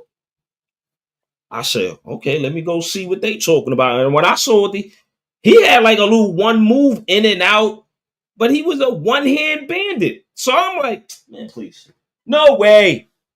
No way. The best dribbler I ever saw out of New York, it has to be Guard Shamgar and Rod Strickland. See, I saw these dudes. See, that's what I'm saying. Like, yo, if you growing up, it won't feel the same if you go watch tapes and you be like this, because your mind is already made up. It's just like an older person, right? An older person older than us will probably say the greatest player of all time will probably be Kareem Abdul-Jabbar. You can't just go and be like, man, you fuck out of here, you wrong. His mind is already made up because that's who he grew up watching. And then somebody older than him will probably say Wilt Chamberlain. If that's who you grew up watching, because it feels different when you growing up, you in it, you watching it. That's why I'm gonna always say Jordan, because I never saw 80s Jordan. So I saw 90s Jordan. So when I went and saw 80s Jordan, I was like, God damn, this nigga's crazy. But then the 90s Jordan was just a little bit more smoother. So I like that Jordan. The first time I ever saw Jordan really play was 91, when he won his first championship. If somebody was to ask me who your top 5 point guard, Magic not in my top 5. I never saw him play. But is that saying he's a bad player? No. You bugging on that one, Kev. I was with you all the way up to that. I'm not. No, yo, you can say I'm bugging on all you want, but I would never, son. I never saw him play. Right? It don't matter. You don't gotta see somebody matter. You basketball. If you tell me this guy is 6'9", who else has his attributes? You don't gotta see him play. This is what I'm trying to get you to understand. You cannot tell somebody that they wrong. This is what I'm feeling. I'm not wrong, son. This is how I'm feeling, bro. What I'm saying, he's not in my top 5. That doesn't mean I'm trying to say he's not a great player. Magic is a great player. He's just not my top 5 favorite player to watch. Yeah, that's different. That's a different statement. I don't got no issue with that. Yeah, he's not. He's just not. But he's not my top 5. But if we going greatest point guard ever, he's the greatest ever. Like, ain't nobody. You know what I mean? If that's what the consensus, that's why I say, yo, people need to just stop with this whole the greatest ever. Because yo, people got yo, son. There's old men, probably 70 years old, will probably say Connie Hawkins is one of the best they ever saw. Never saw Connie Hawkins, a New Yorker that played on Phoenix. I never saw this man play a day in my life. Who's your top 5 point guards? My top 5 that I like Penny. You stop doing that. You don't gotta advocate it. Who's your top 5? I like, yo, bro, come on, stop telling me how to talk, man. I'm gonna say it the way I want to say it. Yo, I like. You don't gotta advocate it. Who's your top 5? Yo, I like Penny. I like Steph. Right. I like Let me see. Oh, not your top 5 who you like to watch. Who is your top 5 point guards of all time? Bro, I'm gonna continue to say my top 5. You're not gonna tell me how. I'm not saying your top 5 is wrong. I'm saying no, it's my. Why you can't just let me say it the way I want to say? Why I gotta say it the way you want? I'm not trying to argue, Brooklyn. I don't think he get what I'm saying. Like you just finished saying. But I'm saying my top 5. Why you trying to tell? So you asking me who's the top 5? That's what you asking. Who's your top 5? Not the top 5 you like. It's still that if so that's your the top 5 you like, your top 5. All right, wait. Time out. If that's the top 5 you gonna pick, most likely those are the people you're gonna like. Okay, who's your top 5 you like? Like, come on, man. Oh yeah, Tony Parker. I like him. Kevin Johnson. I liked him. Those are the guys I like. And those are the guys, to me, that's my top 5 point guards. Who I'm missing one guy? Who I'm missing?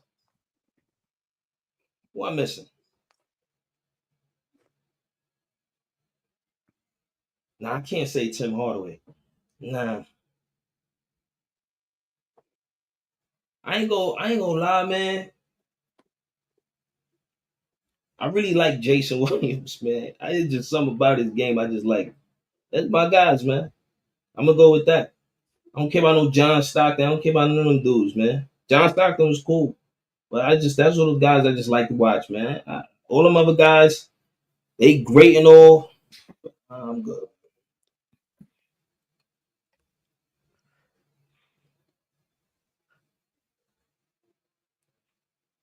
Yeah, he's not my top 5, man. Nah, it don't. My It don't top hit five, me. my top 5 PGs are all time. Off the top of my head, so I couldn't miss one. So don't judge me. This is just me freestyling. Magic, Curry, Kid. Oh, I forgot about Kid. So I'm taking Jason Williams off. I'm putting Jason Magic, Kidd. Curry, Kid. Passing.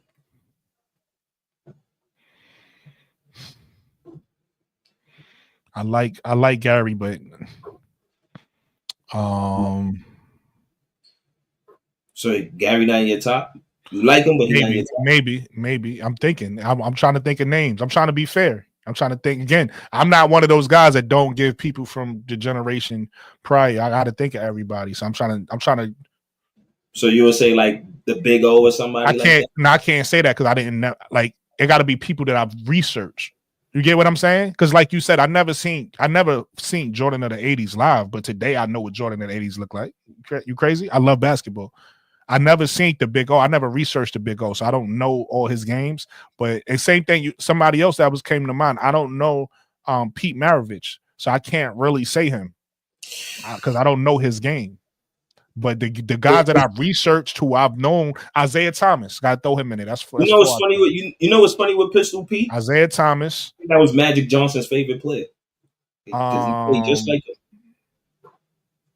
Played just like Pistol Pete, but Pistol was more flashier, a little bit way too flashy for the 70s.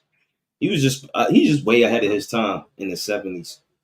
Point guards in the 70s. How you critiquing Pistol Pete? You never seen him play. I'm not critiquing his game. I didn't say he was. That's what you're doing. Oh, because I say he's a little bit way too flashy. Yeah, he is. His game. I saw some tapes. He's a little way too just saying you can't give an opinion. The fifth guard I want to. You didn't see him play. But that doesn't mean I'm saying he's a favorite. I feel like somebody is right there. I'm just not thinking about. I don't know what's up with you. So what about I'm gonna go with Gary. I'm gonna go with Peyton. I'm gonna go with Peyton. Hold on. I just got it. I'm gonna go with Peyton because unless I forgot somebody, I got Magic, I got Curry, I got Kidd, I got Isaiah Thomas, I got Gary Payton. That's my top 5. Who your top 5, Zoe? Top 5. I got 2 categories. I got who I think the GOATs are and who I like. You can't. That's not what we did.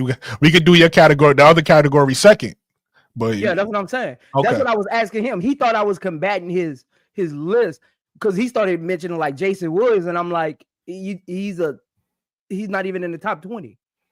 So what? All right. Hold on. Before we get into the argument, Kevin, wait. Before we get into the argument, get your top 5. Let's get there, and then we gonna argue. I don't got no problem with the back and forth.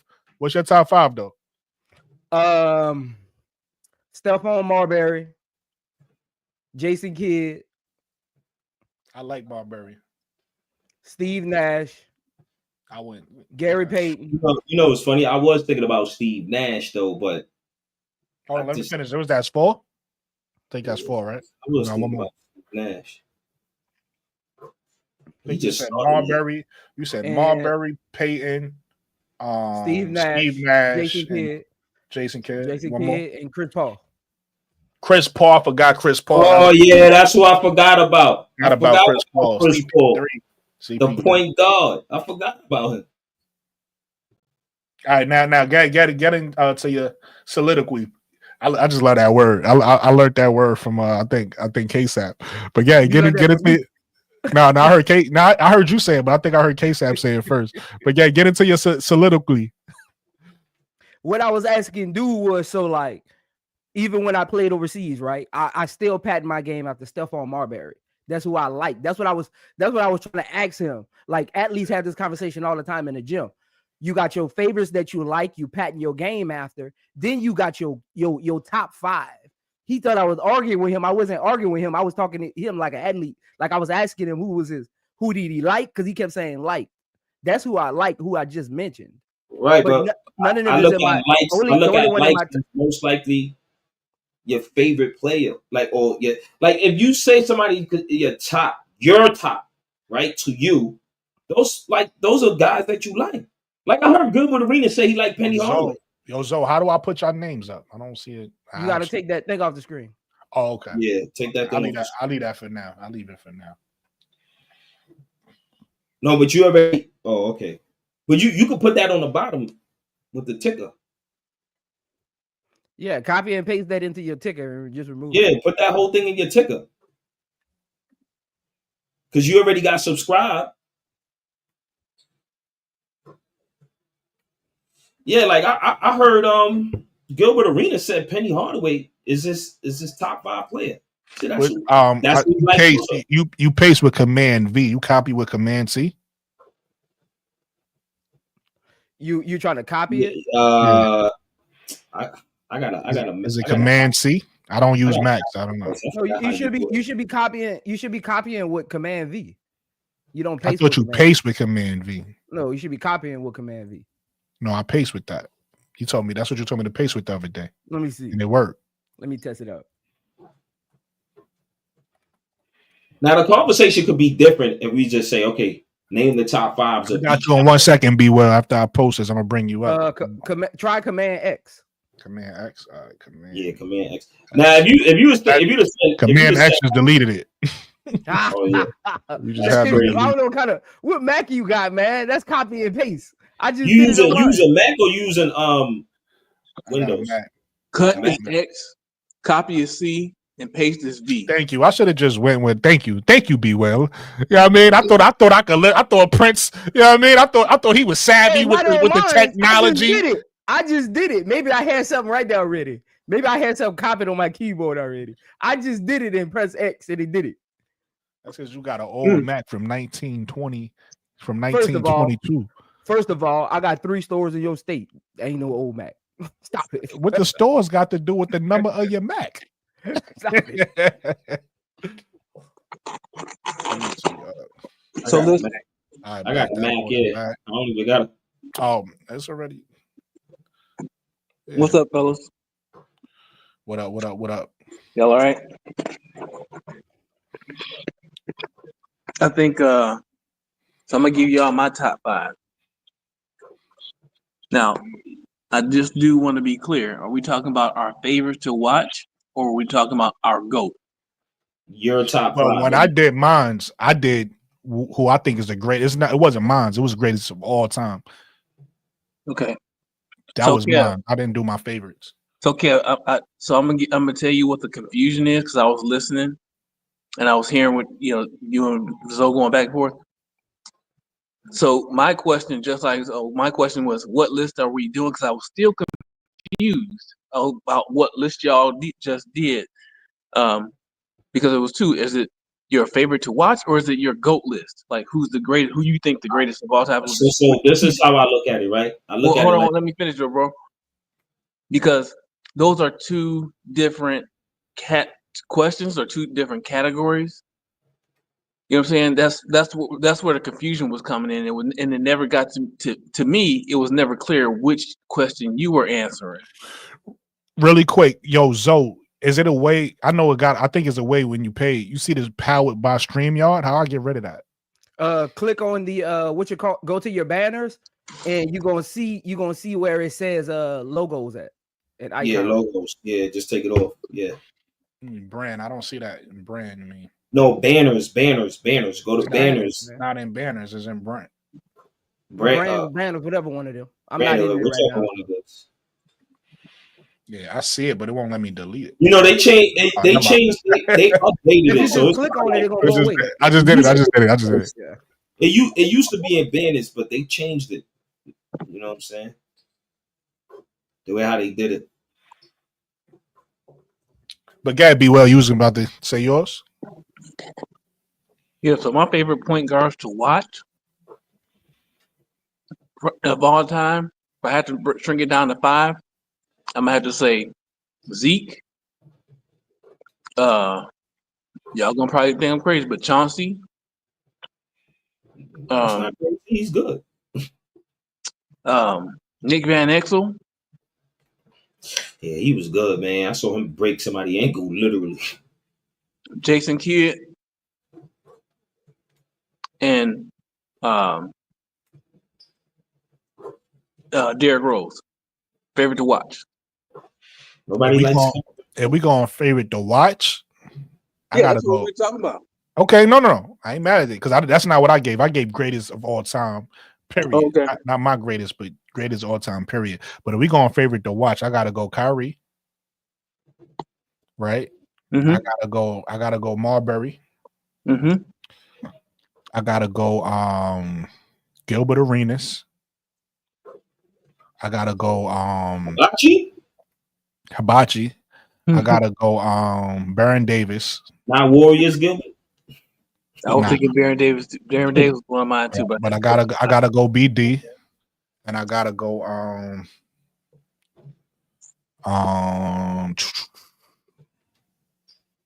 we counting AI as a 2 or 1? Nah, he had 2, bro. Because you know he played both positions. Yeah, he did, but we know him for the 2, man. Don't do that. All right, no, I asked the question because if he was, I would have to round it out there. The reason why. No, hold on. You want to put him in your 1? He could come in as a 1 though. Let me finish. The reason why I had to mention him is because all those players I just mentioned, he went head up with. So he'll be one I would throw in there. But if we leave him at the 2, that's fine. Another one I would throw in there at 5 PGs. Mike, because I was such a fan of that Kings team, Mike Bibby. Yeah. You know what, man? That's my favorite to watch. That's not the greatest of all time. That's my favorite to watch. Greatest of all time is a different list. But my favorite to watch, those 5 brothers right there. Because I know they going I like buckets. And I like flashiness. And I know they're gonna give me that. They're gonna give me the Some of them gonna duck. Another one, honorable mention, really is Steve Francis. I was thinking Steve Francis. We talked about Steve Francis the franchise. You know it's crazy because look, my favorite point guard to watch now, currently, I got 2 of them. I like CP3 too. I like Darian Fox, man. It's somebody's game I like because he fast. I like his game. Him and John Morant. Right now, Luka my favorite player. Right now, Luka my favorite player. There's something about I'm not mad at Luka. I like Luka. He my favorite player now. Yeah, I like Luka. Yo, my coworker can't stand that nigga. He be like, yo, these niggas is slow. I'm like, you can't stop him. You couldn't stop Paul Pierce and he was slow. Your Knicks couldn't stop them dudes. Couldn't stop him. He was slow. But you know, it's not how fast or slow you are. Can you put Matt Bird was fucking slow when they said he was playing. He still was putting. Oh yeah, somebody did say Nick Van Exel. I think that was B. Well. Yeah. I like Nick the Quick.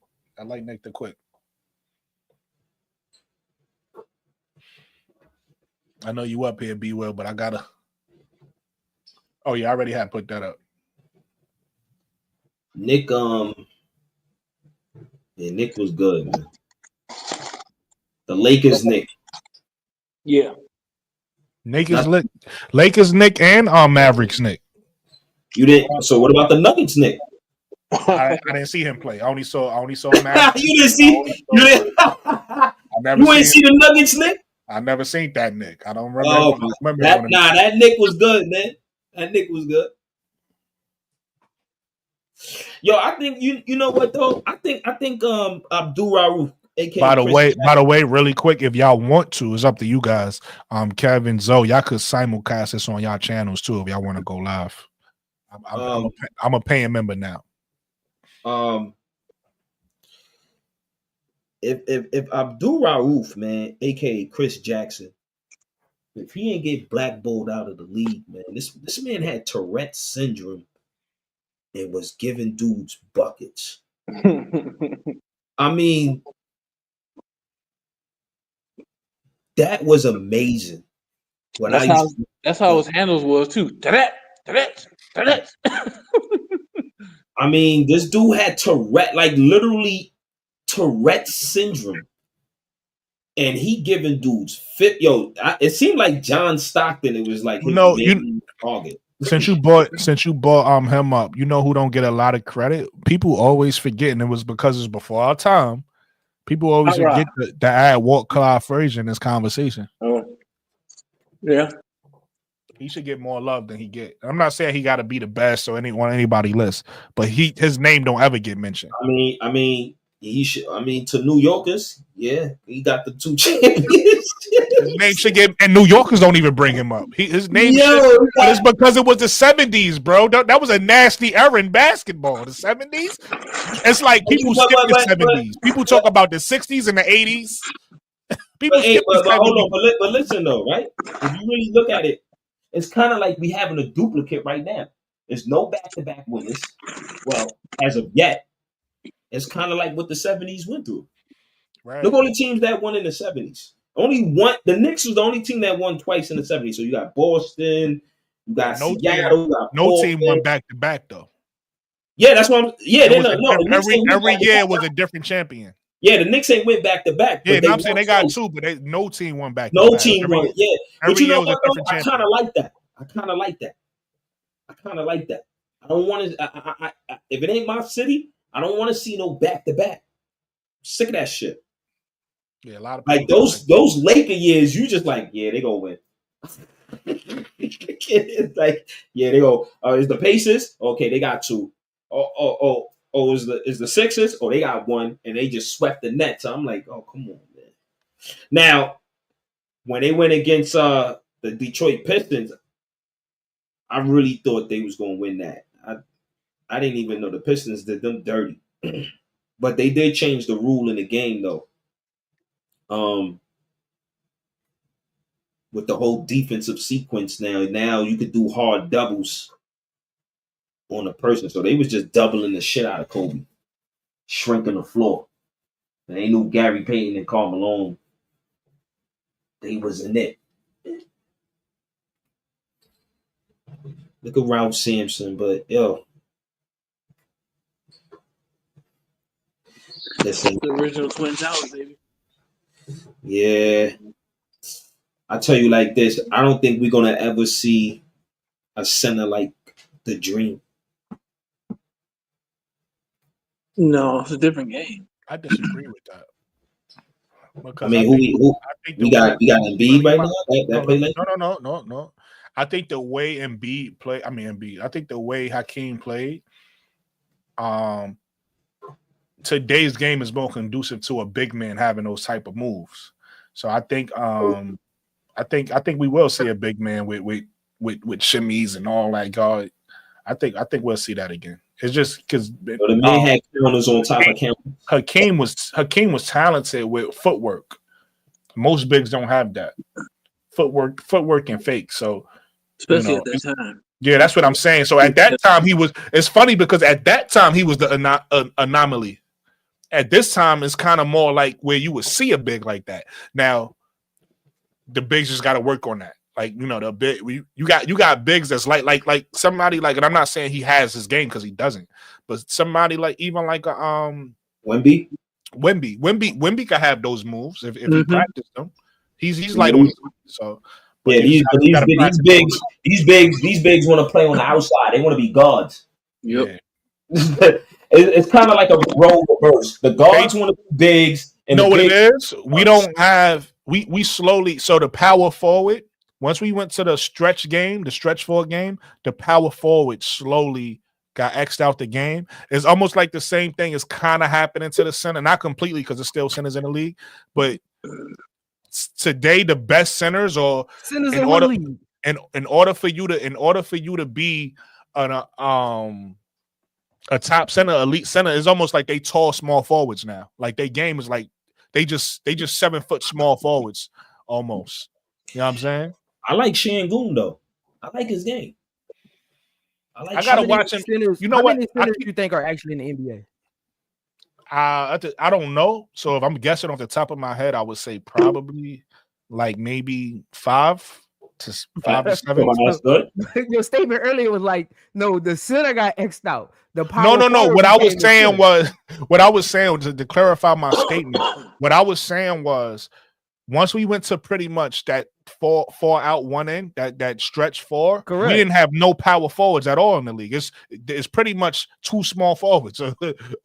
A small forward that plays the traditional small forward and a small forward that's going to stand behind the line and shoot the ball. So I was saying, even though we got a power forward position, there's nobody who plays power. Remember in the 2000, I think we was having this conversation a few weeks ago. If I'm not mistaken, it might have been with you, Kev, where we was talking about the greatest power forwards, and we was talking about those 2000s power forwards. And I was, matter of fact, it might have been in KSAP chat, but the point I was making when I made that, because people kept saying Angel is gonna be Asia,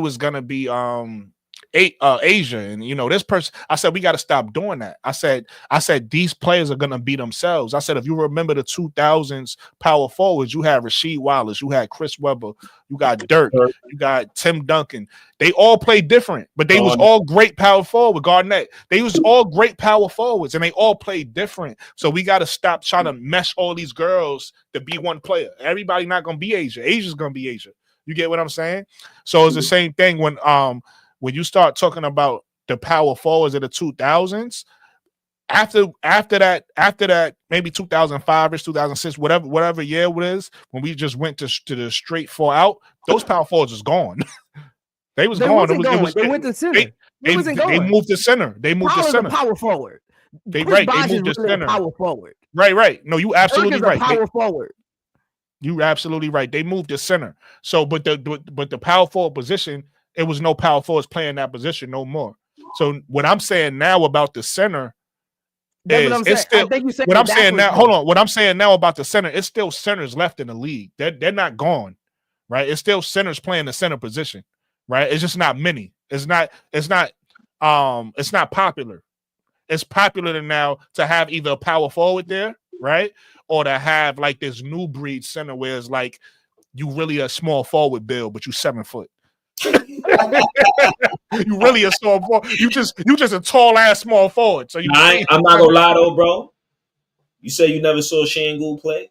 Now I got to start watching him because I keep hearing his name a lot. I hear it's good. I hear it's good. He the real deal. I hear it's good. I got to start Brooklyn, let's not get it confused though. Don't let media go watch the film. Them centers wasn't big back in the day. Kareem wasn't big. Akeem Olajuwon wasn't big. They weren't like big centers. Wasn't big. When you say big, go look at their weights. They were not big. Like they were great. They weren't. They weren't bruisers. All right. You, regardless of how big you are, I'm not saying that they was big, but they game was still they was a big man. It was a post game. Yeah, they wasn't taking team out. The big men today don't play like that. They play like wing. The big men today play like wing players. Like they. That's what I said. That's what I said earlier. The bigs want to be guards. Yeah, the bigs want to be guards. Which is fine. I'm not even critiquing it. I'm just saying it's a different game. So yeah, the size might be the same pause, right? As far as like they weight and all that, but they played in a post. Those big men played like big men. We're not disagreeing on that. I was saying because when you was like the power forwards is gone and now we got 5 centers. Like if you write that on a piece of paper right now and read that back to yourself, you're gonna say, yeah, I had that backwards because it doesn't make sense. Like, do we got 5 centers or do we got? I get what you're saying. I'm not mad at what you're saying. I just think it's different ways to interpret things. No, I'm not even saying you're wrong. I was just saying when I was listening to it because we're agreeing. What I'm saying is we're agreeing, but you know how you look at something from a different angle. Somebody could say something, you look at it from the opposite angle and be like, "Oh, you meant it like that." So I get what you're saying. We saying the same thing. So I get what you're saying. You just preferred it to be worded different. Is basically what you're saying. But I get what you're saying. Yeah, because I feel like the center position got X'd out, and they just started calling power forwards who are still in the league right now. I could see again, because you saying what I'm saying from a different point of view. So I could see it from that point of view. You're right. The center position did get X'd out. They moved power forwards into that position, and then they started playing two small forwards. So you're right. They X'd out the center. So I see it from your point of view. Yeah. Because I mean, if you look way. at some rosters, you look next to their names in the starting lineup, you'll see 3 Fs and 2 Gs. Yeah. I see Like, what they you're don't even saying. call them centers anymore. I'm not disagreeing with you. I see what you're saying. I mean, look, OKC is my team of this year. Every year I pick a different. OKC my team this year, right? The Rockets beat them the other day, right? I think Yeah, I I know. seen that. Yeah, I know. But you got Jalen Williams playing. He ain't no freaking power forward, man. He too little. He too little. He a small forward. They got small. It's no more. He's It's smaller than the forward. small forward. But it's funny because he's smaller than the small forward. Yeah. He like 6'4", right? If I'm not mistaken. Somebody listen. That's 6'5" or something like that. It's a new NBA, and then it's a new NBA. Yeah. Where the power forwards are 6'4" now, and they not Barkley 6'4" or 6'5", right? Like they shooting guards. They shooting guards. That's why I said, yo, but you know what though? The perimeter game just looks so pretty. It looked better than somebody just bruising you down and, elbows and shoulder. It just looks better. And that's what these young dudes want to do. They want to play that guard position. Everybody want to be on the perimeter now. And I'm not mad at it. I'm not mad at it either. Get your guard skills up. Get your guard skills up. They want to cross you over. They want to do step backs, side steps, front step, back here's step. The thing. I'm not mad at But that's anybody. not the player's fault, though. Hold That's on. not the player's fault. That's not the player's fault. That's the league fault. How is the league fault? Okay, when we was coming out of college, right? We always got brought into these rooms about long-term contracts in professional sports. The players who got long-term contracts in professional sports during that time were players who could stretch the floor long-term. No teams wanted 3 to 4 post players on their teams like the 90s. So when you're coming out, it's not about what you can do right now. It's about how you can make money and stay on a team long-term. Players don't mold their games to just play a couple of seasons. Players mold their games to try to figure out how you can stay long-term in the sport. So if teams are telling you and you see it coming, if teams are telling you, you got to be able to shoot, you got to be able to put the ball on the floor. When you're coming up, you're going to be trained to do those things. And as you mature, your game continues to stretch further and further away from the rim, and coaches adjust to their best players' games. So if you're coaching AAU or you have a basketball team and your best player's best game is away from the rim, the coaches are going to start translating that way, because guess what? Not only are you going to get me on your team,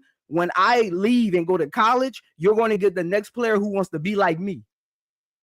So it was the league fault that everything transitions because they accepted it that way. That could be true, but I think a particular team just kind of changed the dynamic in a specific type of coach. D'Antoni and the Phoenix Suns. Even though he coached the Denver Nuggets before he got to Phoenix. You know what I'm saying? But that style of play was like nobody was playing like that in the 2000s. Correct. In the early to mid 2000s, nobody was playing like that. Maybe matter of fact, you know who was playing like that? Because Don Nelson was known for that up and down, no defense type of shit. Just score a whole lot of points. You don't even gotta play no defense. Because Don Nelson, remember, he had to run TMC team, and that's how they played. They barely played any freaking defense themselves. So once he got with Nash and Dallas with Dirk and all that shit, them niggas ain't playing no deep. And Nick the Quick was there coming off the bench. No, he was starting. You know what I'm saying? And Michael Finley playing a small forward and all that. They wasn't playing no defense. So it probably started with Don Nelson, but it's more prevalent with D'Antoni, the way how he just, the 7 seconds offense. As soon as you come up across half court, you know what I'm saying? You got 7 seconds to heave that ball up, run a pick and roll, and have everybody just spread out on the side of the court.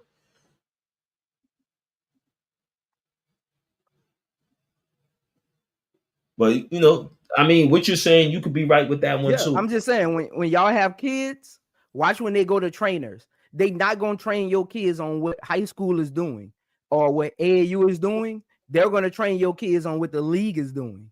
And that's how you continue to translate into the NBA. That's why you ever notice, and y'all in New York, they got a lot of tall ballers in New York. I done gave a lot of them some buckets, but they got a lot of them tall ones in New York, right? You ever seen a player probably went to y'all high school, average 40 points a game, and couldn't even make it overseas because his game didn't translate because he didn't prepare correctly. Know what he did? Whoever his trainer was, whoever his coach was, they prepared him to dominate in high school. I'm gonna tell you how New York basketball, right? New York was always known. We was never known for big guys. We always known for point guards because of playground shit. So you got Marbury, Cameron. He was one of them.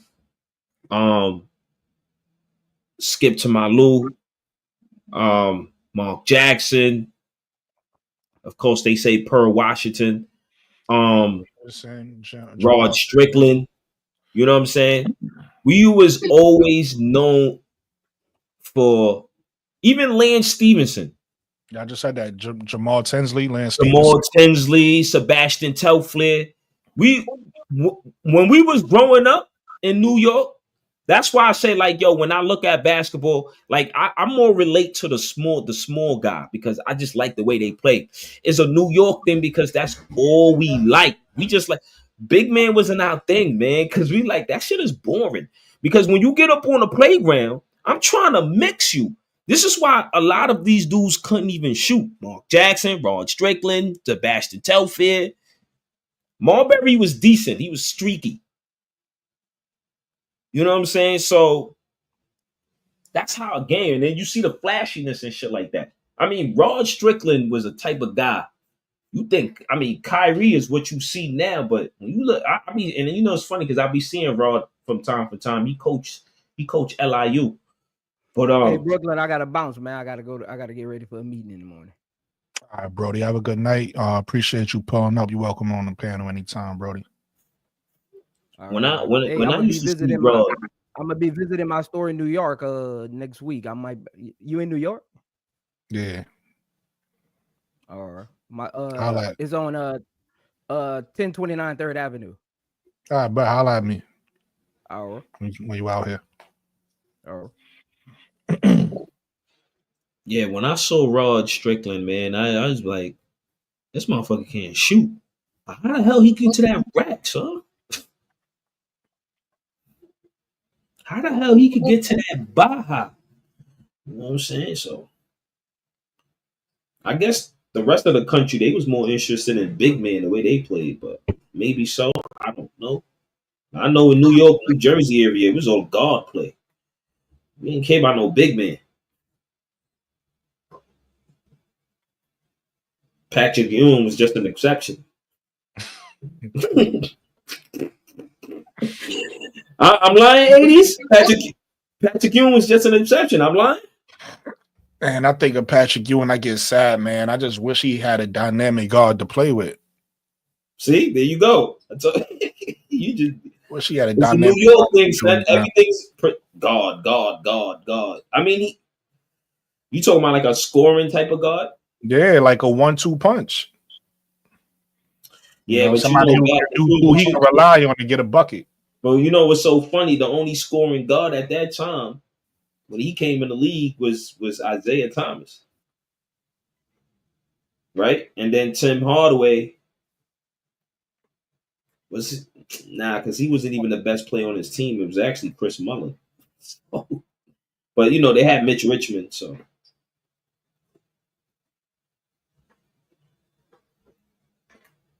Bernard King. If only him and Bernard King could have had a couple seasons together. Bernard was a small forward, putting up buckets.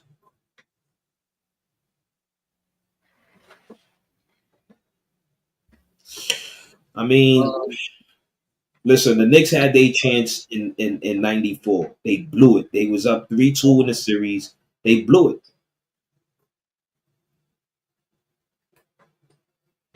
They blew it.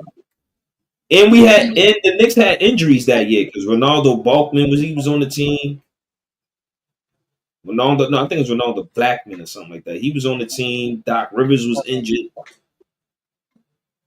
They had Doug Christie on the bench. They never used them.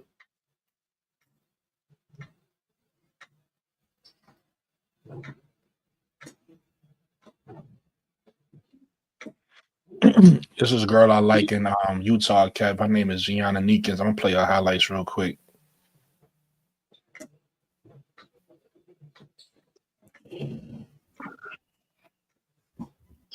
Yo, my bad. Ugh. Had to step away for a minute. You good, Brody? What y'all on now? No, we just randomly talking about basketball. So he was talking about the Patrick Ewing Knicks. Oh, what they could have, get over. Yeah, I'm about to play some Gianna Neekins highlights. I was basically saying that growing up in New York, big man wasn't a New York's game. We didn't like that wasn't our games like that because we was taught not to shoot the ball. We was taught to embarrass you. So hit you with all types of moves and get to the bottom. Mm-hmm. That's why people would say, yo, y'all New York guards can't shoot. Because we wasn't supposed to shoot. We trying to get to that Baja. Look, we had a guy called Ed Booger, right? Played in the Soul in the Whole Park. Super nice. Couldn't shoot like that. But he could get to that rack though. That's the thing, man. You should go look. Look at Ed Booger, man. Yo, Booger messed up his life. You know what I'm saying? Yeah, that's what makes me so upset about all these threes that has become the norm. It's like I don't care who you are, unless your name is Steph Curry.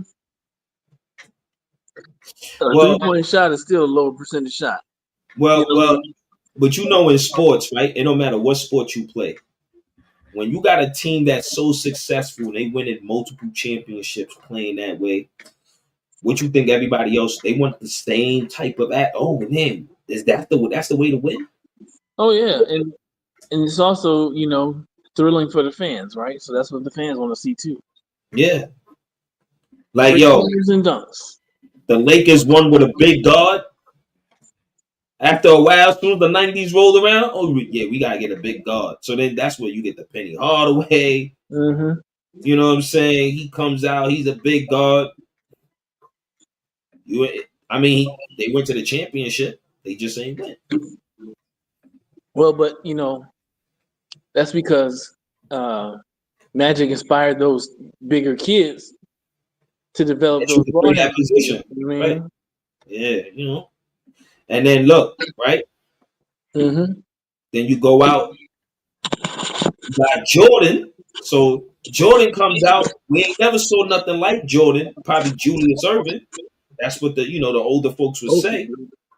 But then as soon as Jordan come out, what happens in the 2000s? Then you got everybody who kind of like, you got Vince Carter, Tracy McGrady, Kobe Bryant. Let me take a hold on, y'all. We got to take a second. We got royalty in the building. Shout out to Quita Love Sports. I appreciate you for pulling up to little old me, to my podcast. Appreciate you, Quita. Quita's a big dog in the women's basketball game, Kev. She's been doing this for a long time, and I learned a lot from her. When I first started watching WNBA basketball, I was watching her channel along with a few others. But and I got a lot of my knowledge, a lot of things that I've learned is from Quita Love Sports. And also, if I have any questions about the game, she allows me to ask a question. So shout out to Quita Love Sports. Appreciate you for pulling up to my podcast. She said, I can't stay, but I wanted to pop in real quick, hit the like button. Thank you so much. Thanks for the love, Quita. Yeah. And everybody if you're not subscribed to her channel, go subscribe to her channel. You'll learn a lot about women's basketball, Kev. Especially if you like this guy. Yeah, absolutely. And she's unbiased. She's a little too unbiased for me. She too friendly. She get on my nerves. But she's super neutral. She keep it neutral. She try to keep it about the basketball, Yeah, she keep it neutral. I respect that. She keep it about the basketball, no drama. Gianna Neekins is number 5, though, by the way. Yeah. She number 5. It's 10. 10? Woo! Gotta get up for work. I'm off this weekend.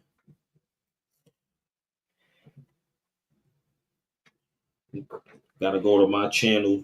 I think if I could see her defend be well, Mm-hmm. Gianna Linkins, I wouldn't be mad at her at number 10.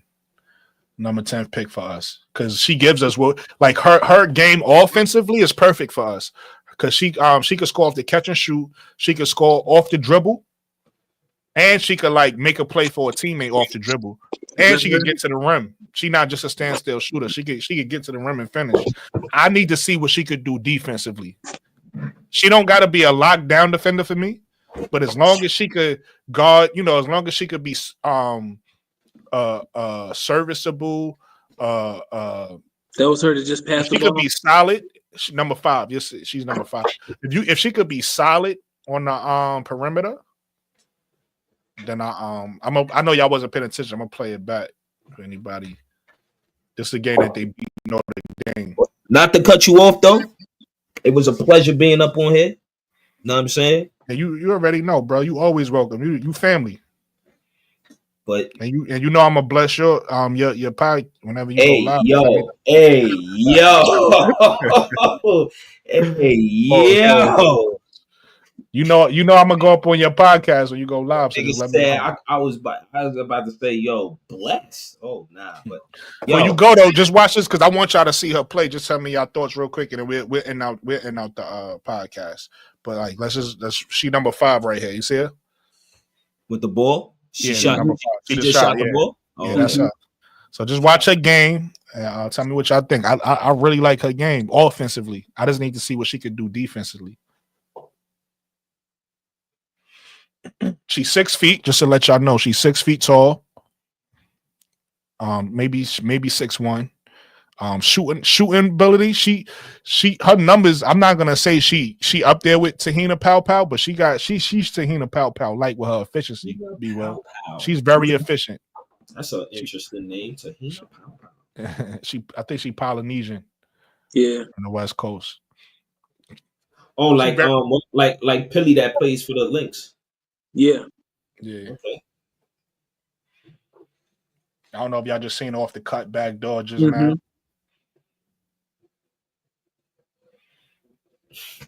Actually, speaking of Alyssa Pilly used to play for this team right here. Utah, yeah. Yeah, I know. I remember they used that. to play together, Neekins and Pilly.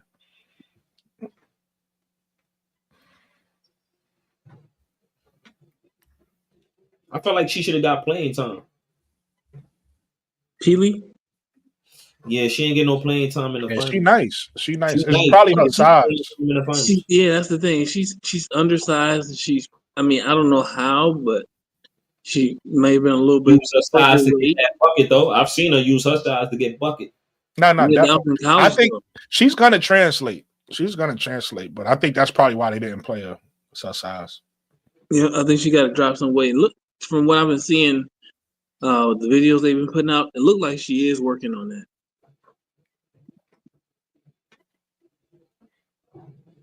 Yeah, I like Pilly. But she's like, I didn't realize she's 6'2" or 6'3". I thought she was shorter than that. 6'3". Pilly? Yeah, Pilly. I think she's 6'2". No, Pilly she's listed at like 6 feet, 6'1". Pilly is like 5'10" in real life. That's why I said it's her size. That's why she ain't playing. She's a shooting guard size. She's like a power forward weight. yeah. But her game, she got guard skills.